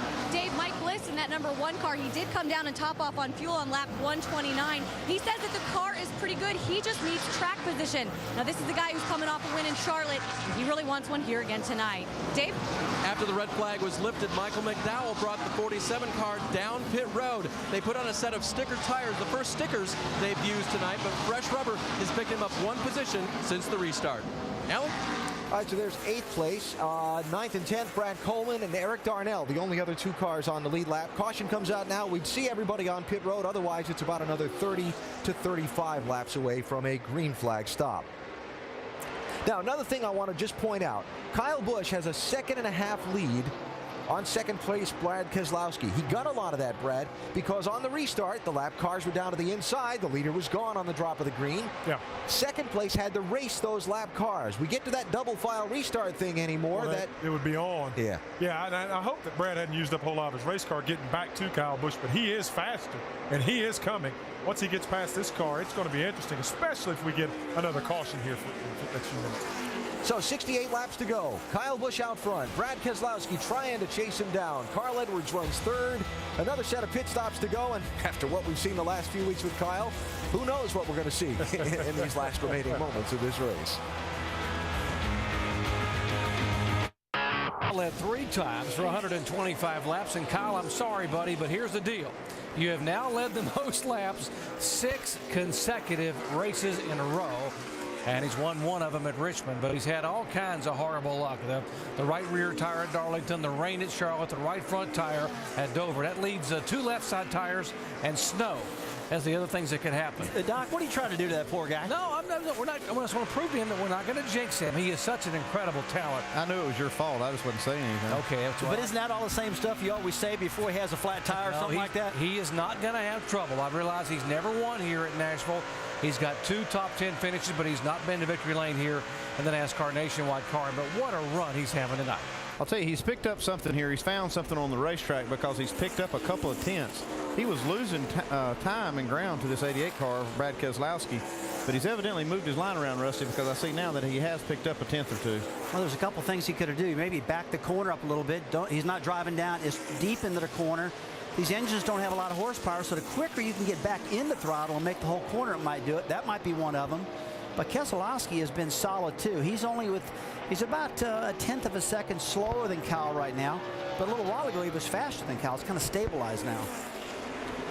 Last 2 times we've been here at Nashville, we've had a lead change for the win in the final 10 laps. Brad Keselowski in this race a year ago passed Clint Boyer with 5 laps to go to take the win.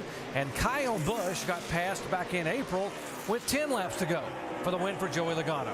Here we'll take a look at Bobby Hamilton, the 81 car. I mean, he's given this car a good ride. I mean, it's a pretty good car, but it's a lot better car right now. Bobby's really worked on it, got it handling good, and good solid run, Shannon. Yeah, and he was very happy with this car. He said about 15 laps in practice, he knew that this car was coming to him. He's most likely going to be behind the wheel of this 81 car in Kentucky, but right now, Bobby Hamilton Jr. says it's just a race-by-race basis, and he put stickers on that car as soon as the sun went down, and the cars really come to him. And right in front of him is the 70 car. And give a call to Shelby Howard, the 23-year-old driver out of Greenwood, Indiana. Now, the Mary Louise Miller car, he just went around the 81 car to take the 14th spot away. And this young man, who was a modified late model mini sprint car champion, young ARCA winner at the age of 17, really starting to get it done here as he's developing as a Nationwide Series driver. Yeah, he's getting his chance in this 70 car, and this 70 car has been pretty strong. Mark Green gave it a few good rides. This is a decent car here, and he's showing it. Well, you need laps to get experience, and stays out of wrecks. Hey, man, I've been through that with Steven, wrecking so many cars early in his career. I said, you can't learn if you're always wrecking. And Shelby's doing a good job right now. All these young guys that are out here, they just need to finish this race and go back and say, man, boy, did I learn something tonight. Let's update what's going on with the 88 car. And of course, he's the guy that won this race a year ago and won a week ago at Dover, Delaware. Dave standing by with his crew chief. That's Tony Eury Sr. And Tony, did Brad's car slow a little bit, or did you think Kyle found something more in the 18? I think Kyle just picked it up a little bit. He was sitting there running 80s. We was running 70s, 80s, and I think he picked it up a little bit. He got to running some 60s. I don't think we're capable of doing it. About the best we can do is 80s, 90s, so we'll have to see what happens. What can you do for him on the final stop, do you think? What do you think you can do for him chassis-wise? I don't know. He said that he knows he needs a little something, but he don't know exactly what he needs. So, Kyle's been tough all year long, but we'll just have to see what happens.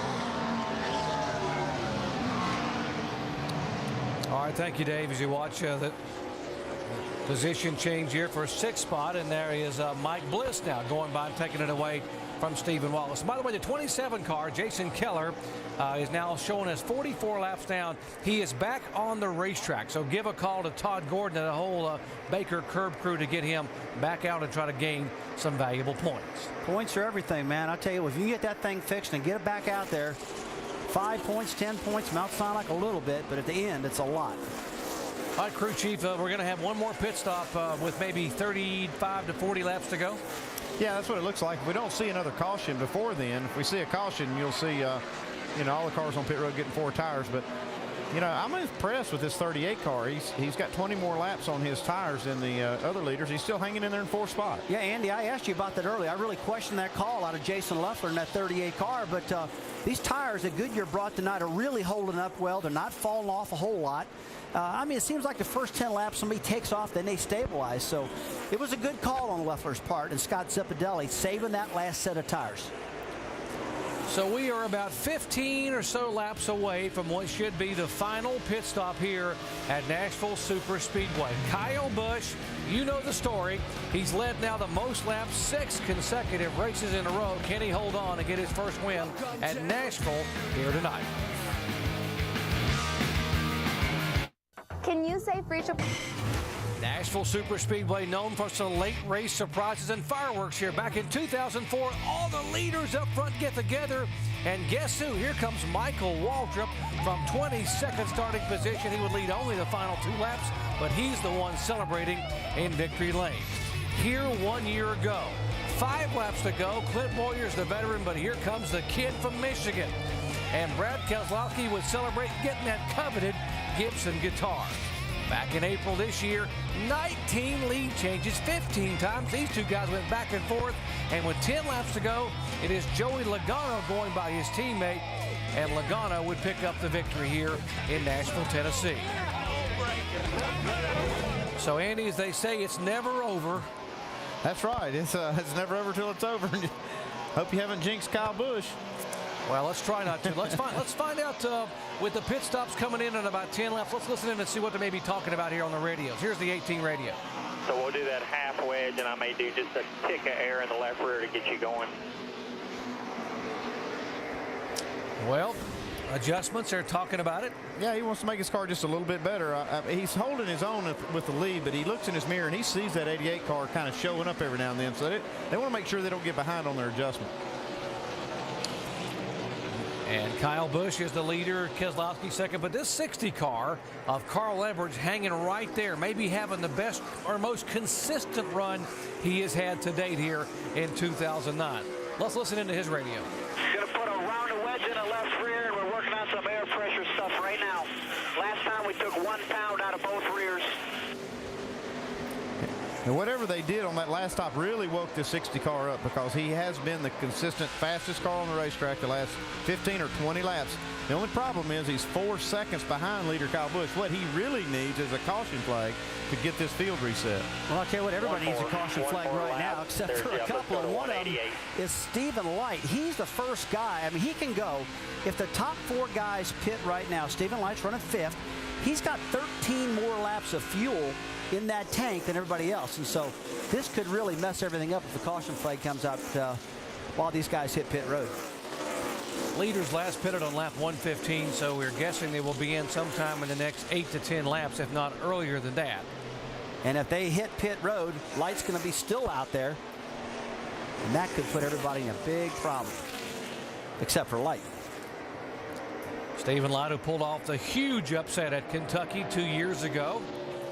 One of 3 consecutive first-time winners we've had at Kentucky Speedway. We'll be headed back there next week.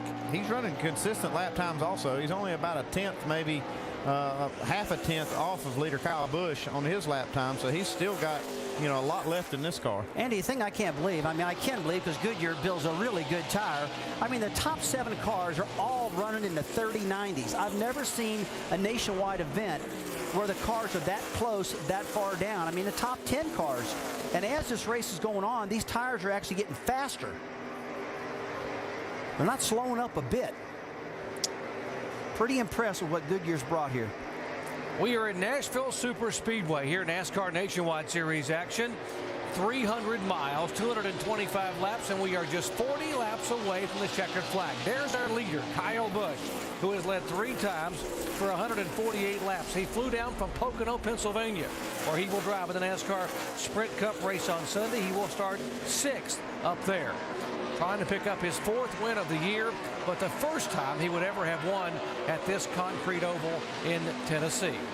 Andy's really struggled in the past off of turn 4. We've talked about it many times. We spun the car out there a couple times. This particular racetrack is being ground to make it smoother off of turn 4. All right, dude, we're coming this time. Handle it out here. I got to go get the 34. This time, 4,200. And Kyle has said that's really upset his car a little bit in that corner, but tonight, no problem. Here he comes. He's making sure they know he's pitting. You see that hand out the window? He's going to make sure that all the cars behind him know that he is going to drive his car hard down in the corner. But I'm turning left down here, guys. I'm coming down pit road this time. Some of the guys have had trouble getting the cars slowed down and getting on the pit road without spinning it. And he's nice and smooth and easy at 45 miles an hour.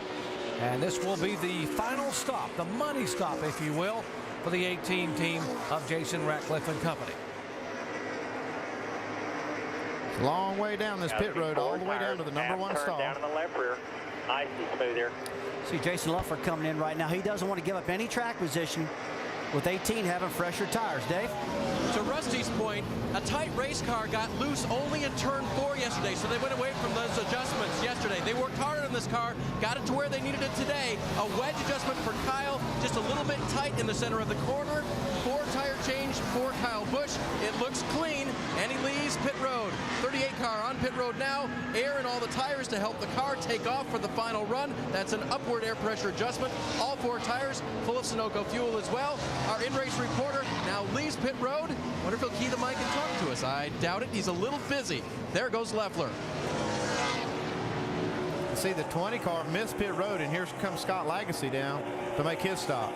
Lagacy being shown a lap down in 14th position. The leader right now is Brad Keselowski. He has yet to come in as Carl Edwards behind him. Here's Lagacy in for what should be his final stop. So you're getting right sides here. Fairly clean so far, coming around the car. Putting scuffs on. You see him grab the tires off the wall. A lot of teams scuffed the tires before this race. And others coming down pit road, the 5th place car. Stephen Wallace in 66 for his final stop. You got a little crash here, a little contact on pit road with Brendan Gaughan and Mark. I don't know where he's headed. He's headed to the garage. Yeah, the Mark Davis headed to the garage area, and Gaughan gets a lot of damage. Heavy damage. Here is Carl Edwards, the 2nd place car. Shannon. Doc, Carl Edwards says he needs a little bit more drive off that left rear. They're going to make a wedge adjustment, air pressure, 4 tires, and just 1 can of fuel for this 60 car.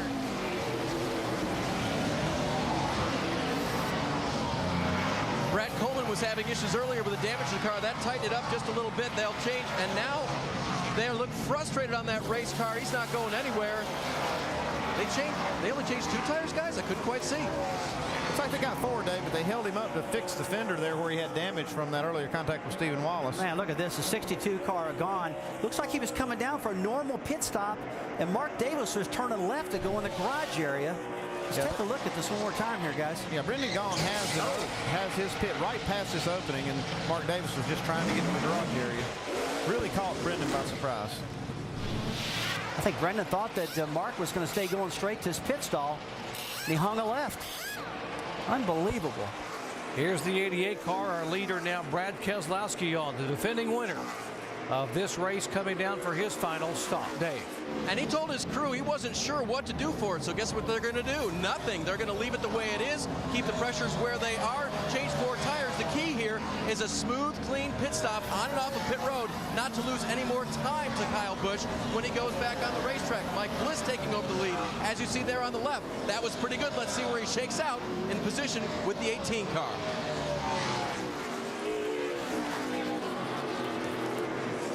Watch the blend line as he comes back out and tries to get back up on the racetrack. Has to come all the way up off of turn 2 to be able to get up on the full throttle and up on the racetrack.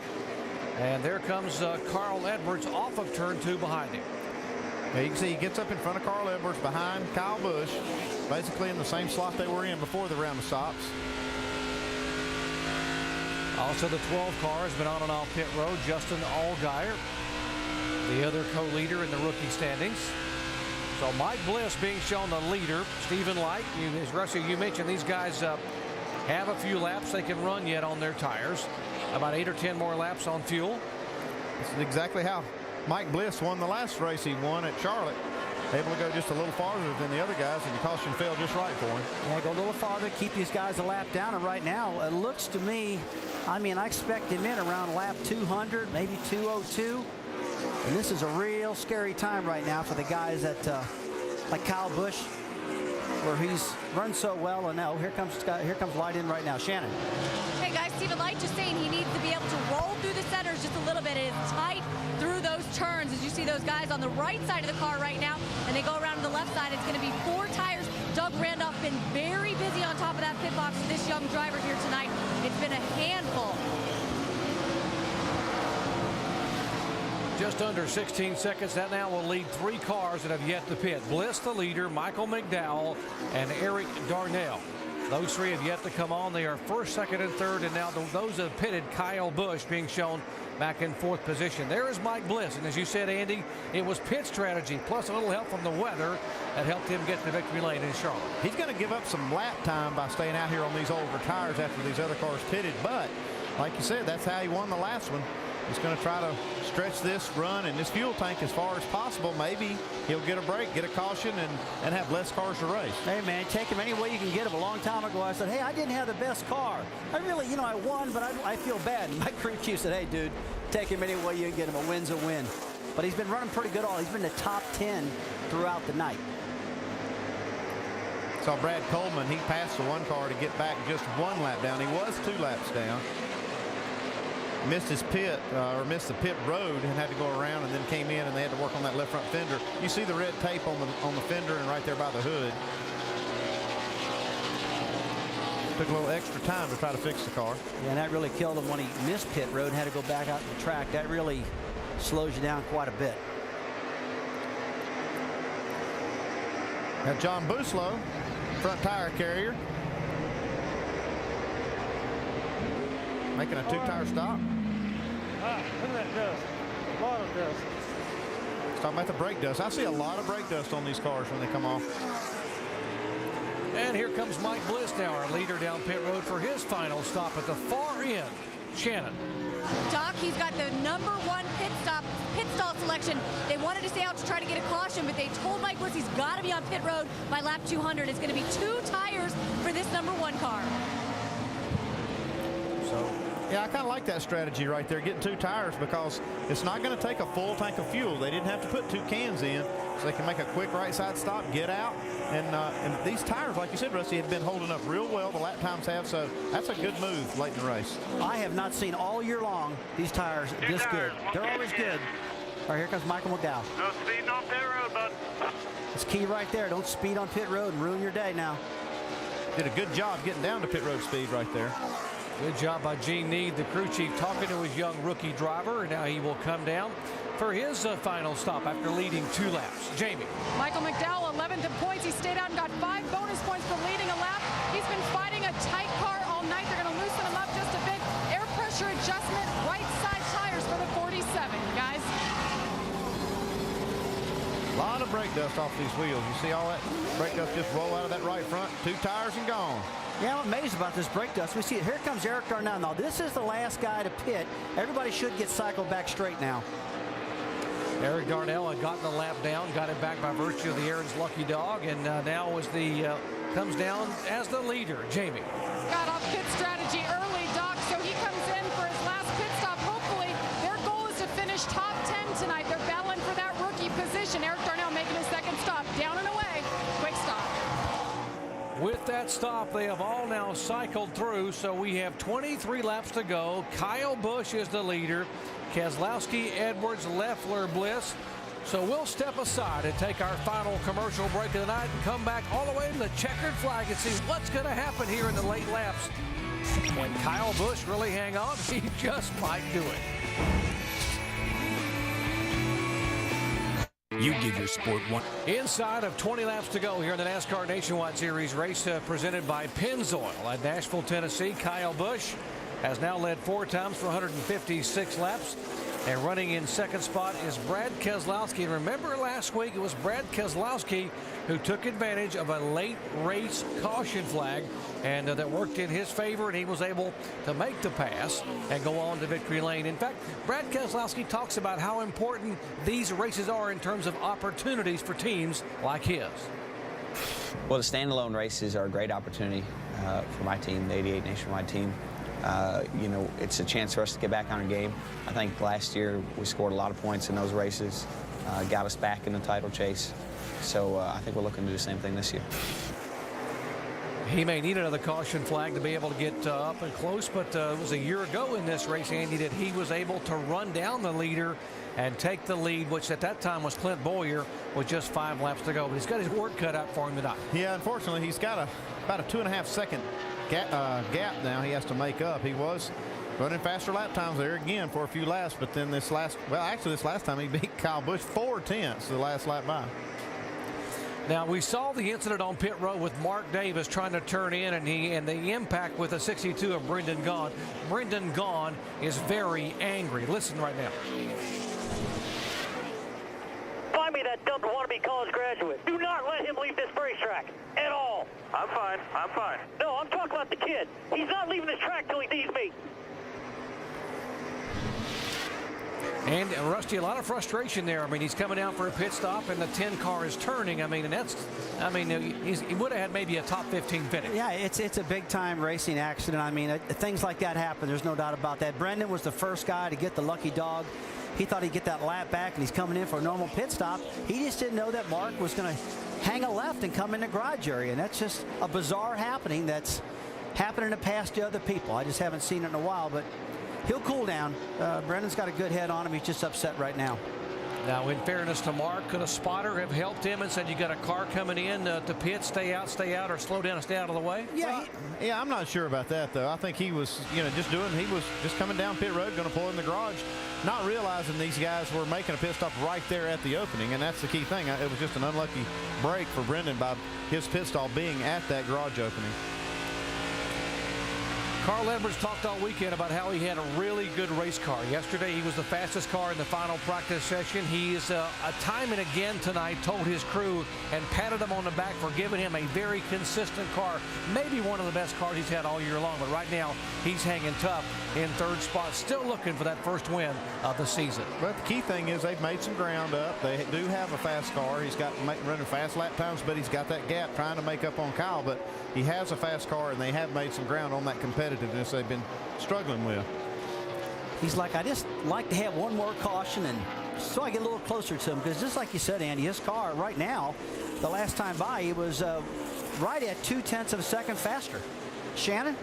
Rusty, and they've been working on this car all night. As I told you earlier in the race, they felt like they went the wrong way on a pit stop adjustment, so they brought him back down. They corrected it. Carl Edwards, as you said over the radio, said this is the most competitive we've been. So this car really, and this team really moving in the right direction if they want to hunt down that 18 team. Well, they're solid. There's no doubt about that. And that's what's going to win you a championship, just constantly working on your car, adjusting to the conditions throughout the night. And now they got a good guy behind the wheel. I said earlier that there was a 2.5-second gap between Brad Keselowski and Kyle Busch. That gap is now 1.8 seconds. Only 10 laps to go, so Brad's got some work to do, but he's making some ground on Kyle Busch. I got to wonder, what is Kyle Busch thinking right now after all the bad luck he's thinking? He doesn't want you saying. Okay. What he's thinking is they're probably telling him, hey, guy, guess what? Brad Keselowski's faster than you right now, and he's thinking, man, I don't need a caution, so I can have a green, white checker restart. He might get beat then if that happens. Now it is, it is after 10 o'clock Eastern time. These guys, Kyle Busch and Carl Edwards, after this race is over, they got to get on the plane, fly an hour and 40 minutes to Pocono and run 500 miles tomorrow. Rusty, how tough is that? Well, Jerry, it's really not that tough. I mean, they got pilots. They can sit in the back, get some sleep, and once they get to Pocono, we'll sleep in as long as you possibly can. There, he's got to watch it. There's a caution. I want to come get two. That was Carl Edwards saying that if the late caution, he's thinking ahead here. If the caution comes out, how can I win this thing? And he might want to get a couple of tires here to try to beat these guys. Absolutely. Yeah, if it comes out, I could get two. It might catch, might get enough speed right there to outrun Kyle. Remember, it was this stretch of races last year that Carl Edwards was able to make up some ground and really pull away because Kyle Busch struggled. Remember, Kyle Busch finished 20th here and went to Pocono the next day and finished 43rd last. Yeah, and that's all about, doing too many things. He, just like you said, Jerry, he did Texas in the truck. He did here. He did Pocono. He did all that. And spun out a couple times in Pocono, had problems there. And, man, when you're... He's pretty good, though. He's one of the best guys out there. And if anybody can handle it, Kyle can, that's for sure. Okay, the gap's down to 1.3 seconds. Looks like Keselowski's having to deal with a little traffic on this lap, but let's look at the speeds at the line. And that is the 7th place car that Kyle is pulling up on Stephen Wallace. The last car on the lead lap as Kyle goes by. See, Carl Edwards had the fastest lap that time by.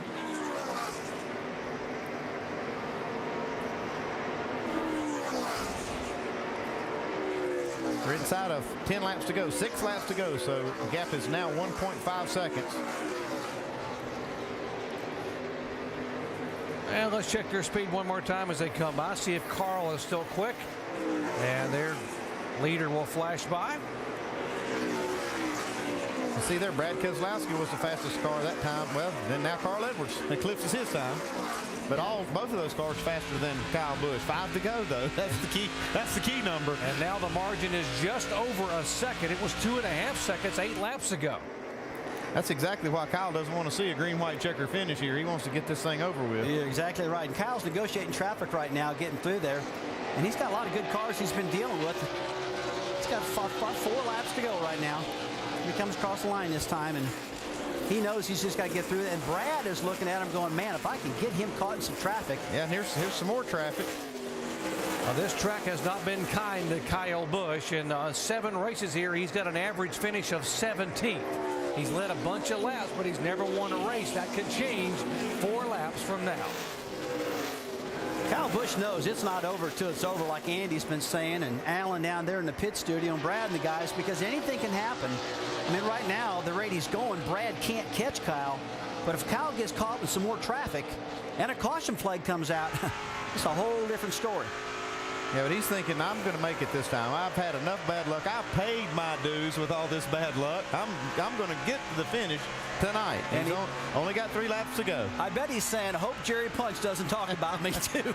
Well, I'm going to prove to him that I am not the jinx, as we keep talking about what an incredible talent he is. And, folks, for the 6th race in a row, Kyle Busch has led the most laps. I realize he's only won 1 of those 6, or 1 of the 5 before. That was at Richmond, but he is 2 laps away from changing that here tonight. What a performance. He led 4 times for now 171 laps, and he'll get the white flag this time by.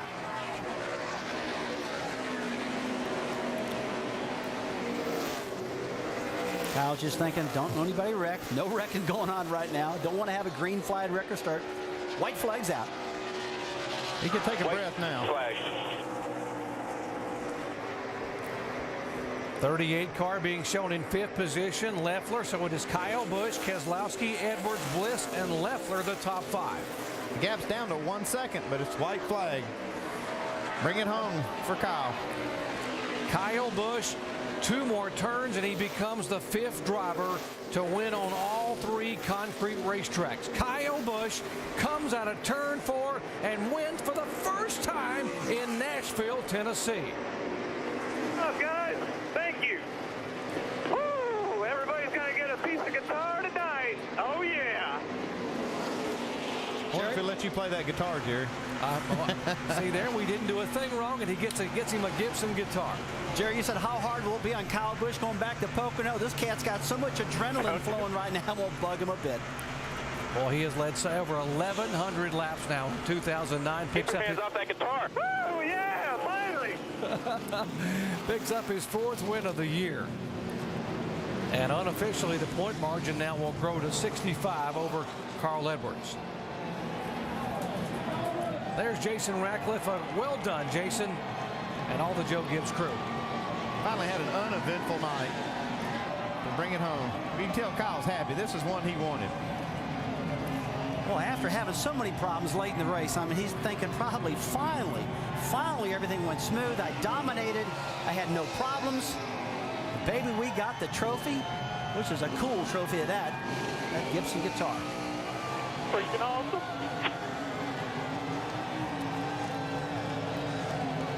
Boy, he knows how to do those burnouts. He's got a lot of practice, though. Holy cow. I don't know what happened there. That is cool. And listen to these fans. They love it. Look at that. They caught the track on fire. Man, that's a burnout right there. I'll tell you what, I saw Stephen burn out at Kentucky one time and caught the whole car on fire. I saw it again just now. And Kyle will typically climb out of the car, get on top, wave to the fans. Let's see if they get that bow. Yeah, there's the bow.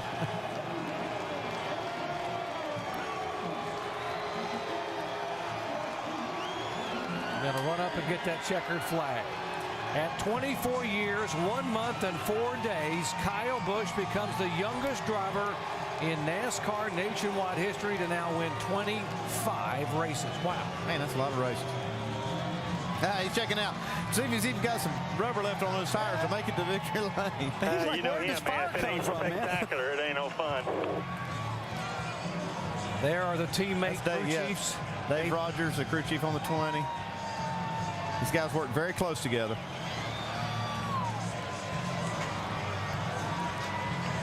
While Kyle climbs back and heads to victory lane, Jamie is caught up with Carl Edwards. And Carl Edwards watching that incredible burnout over there. But Carl, same outcome this week. You're chasing the 88 and the 18, but do you feel like you guys made some progress this weekend? Oh yeah, we made some progress. I mean, that 18 bunch, they've had bad luck, and we've been able to capitalize on it, but the fact is we're going to have to run better, and tonight was the most competitively we've run for a long time. So got to thank Ortho. I didn't have any bugs in the car. That was good. Save a lot. And Ford Motor Company for everything they're doing, especially the fans for coming out here. And yeah, that was more of a burn up than a burnout, but hopefully we'll be doing those soon. We've got a great team here, and we just got to keep it going upward. Thanks, Carl. Let's go to Shannon. Jamie, down here with Brendan Gaughan, we saw the contact with the 10. We heard what you had to say on the radio. You obviously are a veteran compared to Mark Davis. What do you want to let him know? That apparently get a better education at Georgetown than Howard University. I'm full of all one-liners. I got nothing really good to say. U.S. Fidelis Chevy was a top 10 Chevy. Got caught a lap down. We were going to battle our way back on, and I don't know if his crew chief's dumb, he's dumb, or his spotter's dumb, but middle of a race, you end up turning left while people are coming down pit road for green flag pit stops is asinine. I mean, maybe he needs to look that word up. I don't know. All right, Brendan Gaughan, very disappointed, Jamie. And Brad Keselowski watching the comments there. Brad, another second place finish. How good is this stretch going to be for you guys to gain some points to keep your eye on that prize and that championship? Yeah, well, we did what we needed to do. Ran up front, put ourselves in position just like we did at Dover, and just didn't catch the break we caught at Dover. But we were there, and you know, Kyle knew we were there. He knew we were back there, and we just put a little bit of pressure on him, and hopefully we'll force a mistake. But just need a little bit more to get up there and pass him and beat him. All right, he's keeping that pressure on the 18, Doc. Well, we talked about the opportunity week here at Nashville Super Speedway, an opportunity for someone to get their first win, and indeed it was. Kyle Busch gets his first win here at Nashville at this racetrack tonight. I mean, I'm not surprised by it. Nobody's surprised by it. I mean, I think what we're surprised is how happy Kyle is because of the problems he's had. I mean, he closed the deal. He finally got it. Yeah, and here he is. He's in victory lane enjoying the spoils of victory. He has led so many laps, Dave, and so many times in the late laps the disappointment has come around, but not tonight. Kyle Busch, 6 races in a row he led the most laps, and he goes to victory lane tonight. Doc, it was May Day when Superman last visited victory lane. He put out the distress call.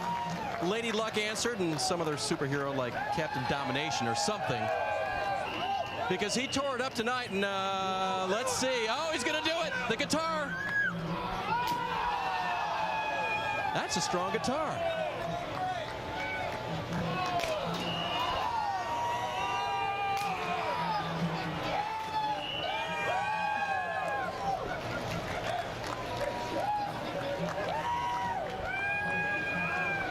All right.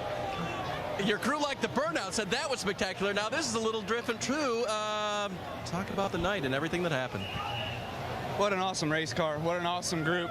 These guys here, I mean, I owe it all to them. You know, it's great to be able to come back here and finally get this monkey off our back, whatever it's been. But I want to thank the fans and everybody at JGR, all the guys at the shop, do a phenomenal job for us.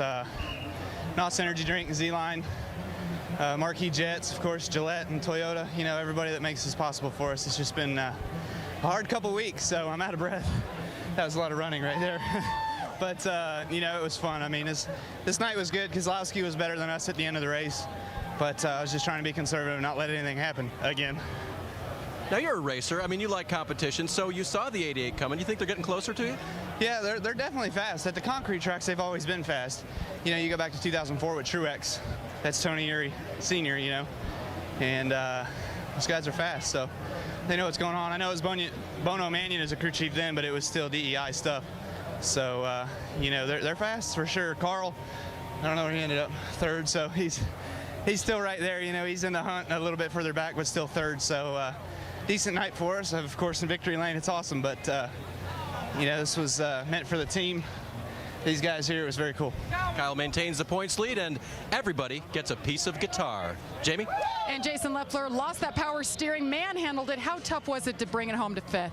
It was really tough. I mean, but where it showed up in traffic and on his restarts and stuff. If I caught people one-on-one, I could go by him, but just getting in hard, and it was just ripping the wheel out of my hand and stuff. But we'll work on that. The guys, Scott Zipadelli, all the guys did a great job. Pit Road, the guys have been doing a great job for me all year long, and I got to thank everybody at Braun, Greg Clips, Dollar General, all our sponsors, and Todd Braun, Ralph Braun, the whole Braun family for what they do, and looking forward to going to Kentucky and maybe getting that 50 grand that Nationwide's putting up. Well-earned top 5. Alan? He is finally done. I've come to this conclusion about Kyle Busch, Brad. He hates to lose, he loves to win, and he's good. Absolutely tremendous competitor. Another great evening for Kyle Busch. And what about Eric Garnell? Another good top 10 finish. Stephen Light gets into the top 6. Good runs by those guys, and Brad Coleman ends up 10. Kyle Busch's 51st combined NASCAR victory, taking sole place of 11th all time. So the Gibson guitar celebration was a little different. I guess a piece of guitar for everyone, as Dave said in Victory Lane. And it's on to Kentucky next weekend. The standalone stretch continues for the NASCAR Nationwide Series. Our coverage next Saturday, 8 Eastern on ESPN2. And up next, United Association Route 66 NHRA qualifying. This has been a presentation of ESPN, the worldwide leader in sports. Kyle Busch, your winner in Nashville.